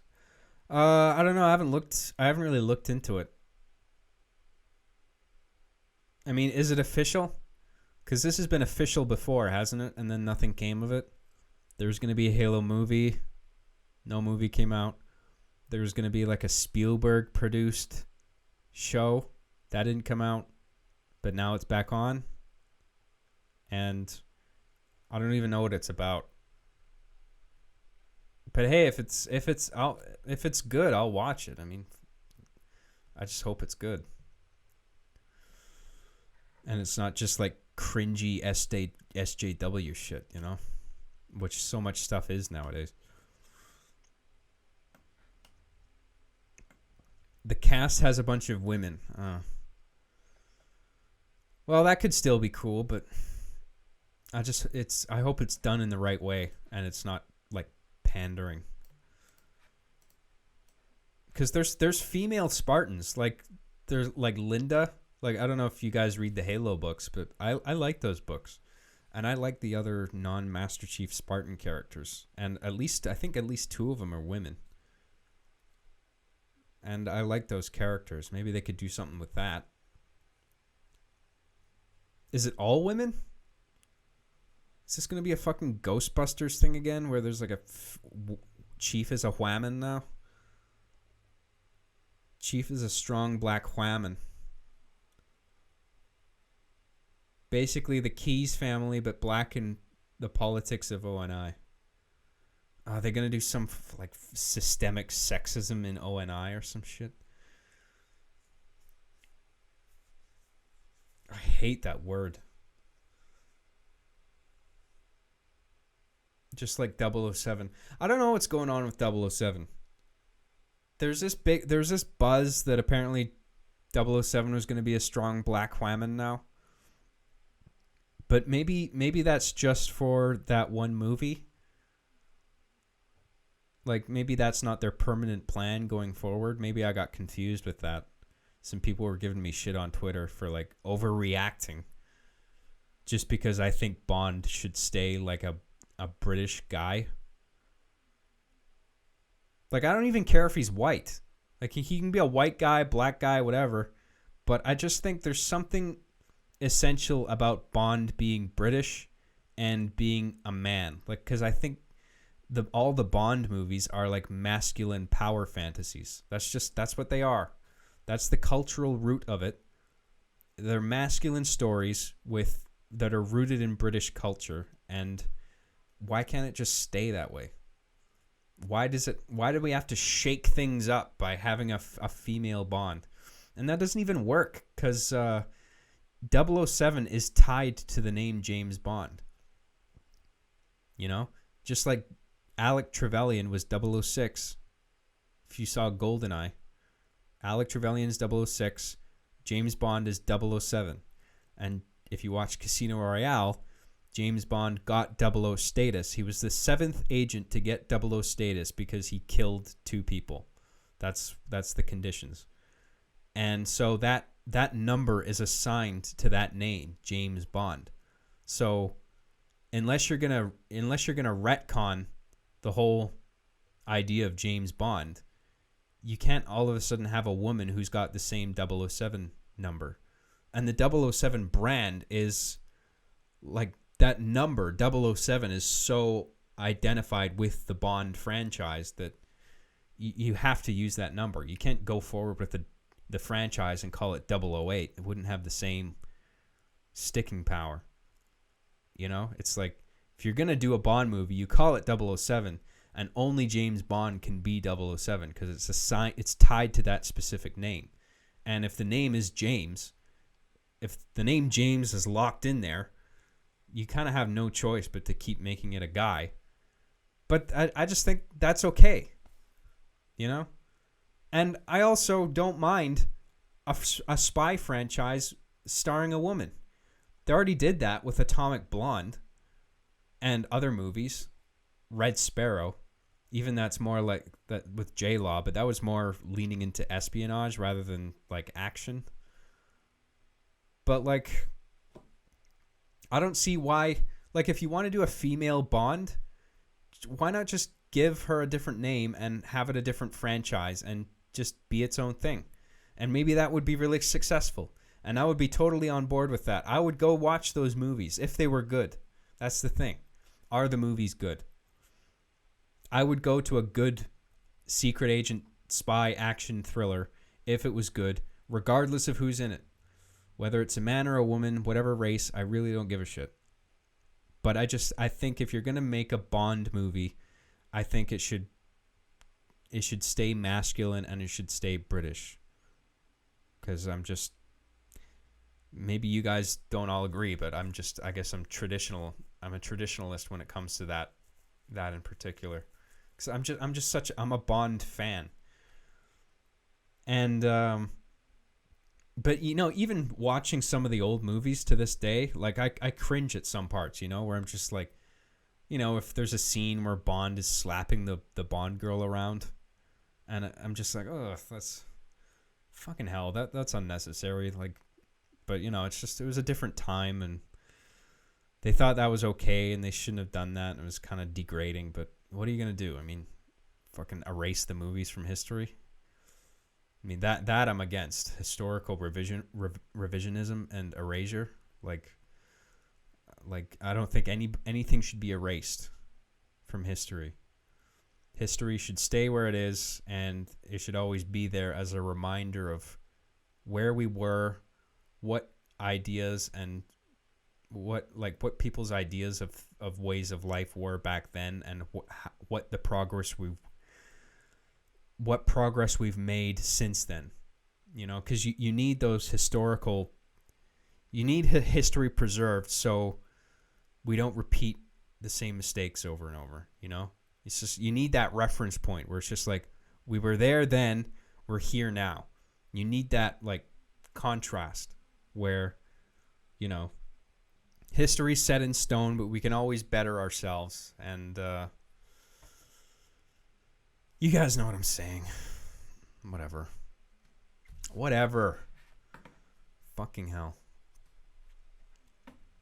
What else we got here? No Mano says, lol, this is my first time watching live stream.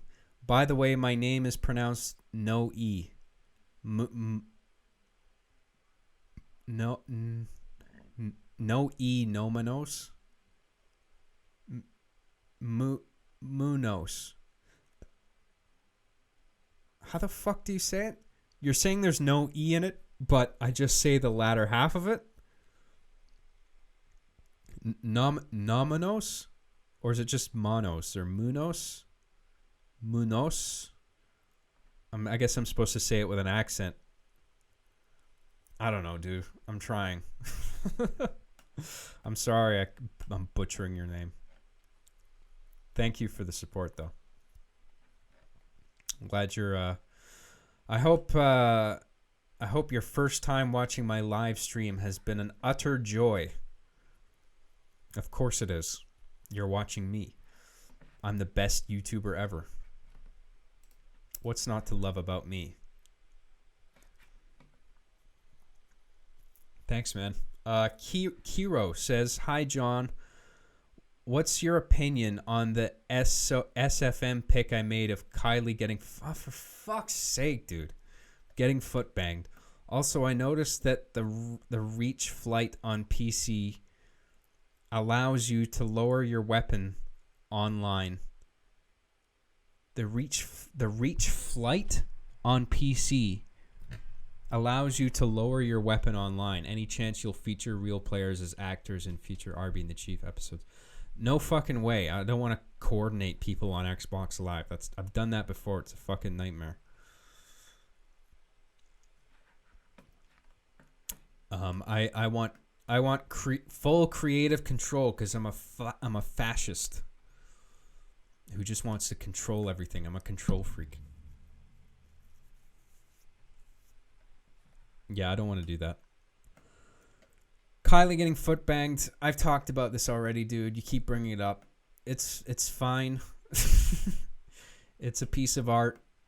I respect your skill. Not really my thing. But I do appreciate your support. Thanks. And I hope you keep drawing your heart out. You just keep doing what you're doing, man. What else? No Manos. First name Noe. Oh no. Oh, okay. So you're saying you need to pronounce the E. I thought you were saying there's no E sound. But you were saying no E as in that's how I should pronounce it. I misread your thing. So Noe Manos. I got it now. I think I'm saying it right? Thanks, man. Show us it. No. Get the link from Kiro if you want to see it. I'm not fucking sharing it. It's gross. It's got sperm in it.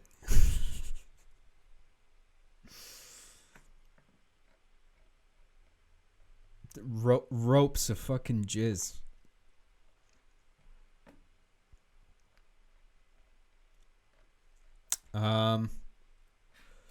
All right. We talked about Sonic. We covered the chats. That's 3.5 hours now. How are we feeling? I kind of want to call it a night. But I don't know. Maybe I got a couple more funny things.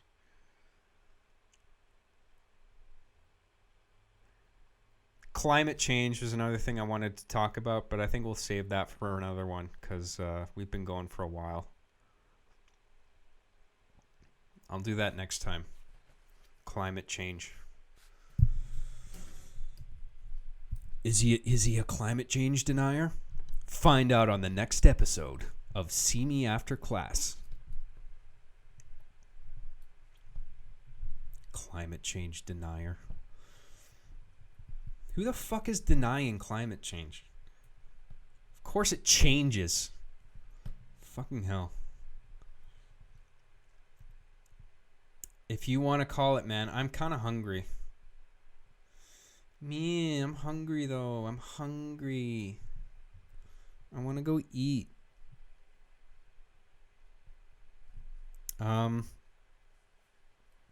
Yeah, I'll talk about climate change last time. It's too big a subject. I'm looking for something maybe smaller that I can talk about though. What else? No. I got a story about being ripped off at a car dealership, but I'll do that another time too, because that requires some going into.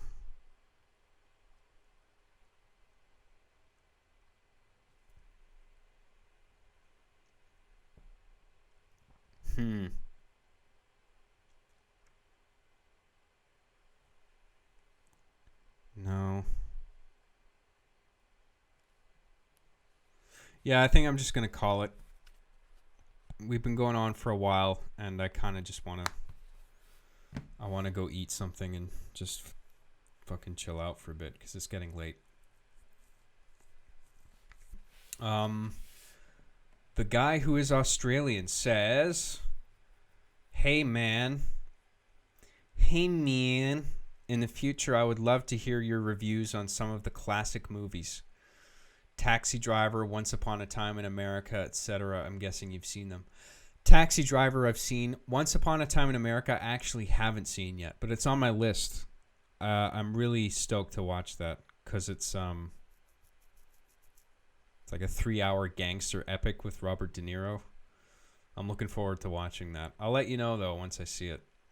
Taxi Driver, yeah, I would need to watch that again. I haven't seen that in a while.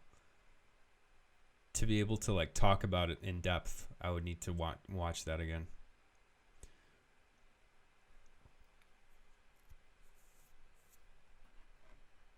Anyway, I think we're all caught up.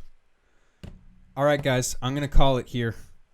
I'll release this podcast soon, and I'll create a bunch of clips, in case you missed it, in case you missed anything. Thank you so much for all the support. It's been great. You guys are awesome to chat and hang out with. Thank you for being patient with me. Thank you for putting up with my insecurity. I know I keep dragging the podcast with making sure we're all on the same page, and I spend more time on that than I should, but I appreciate you guys indulging me nonetheless. Appreciate all the super chats. I'll put the money to good use. Go to all my links at the bottom here. You see all this bullshit? Those are there for a reason. ImaginativeLogo.com. That's the best website ever. Subscribe to me on YouTube and SoundCloud. You got my music and my podcasts on there. Twitch, but I'm not really on there. But maybe one day if my fucking YouTube channel goes down, which might only be a matter of time. Because apparently YouTube's system is run by fucking HAL 9000 that just decides to pick off people whenever it feels like it. Facebook, Twitter, follow me on there. Patreon.com/JCJGraham if you want to support me through there. There's perks for backers. And what else? Oh yeah, this Streamlabs thing.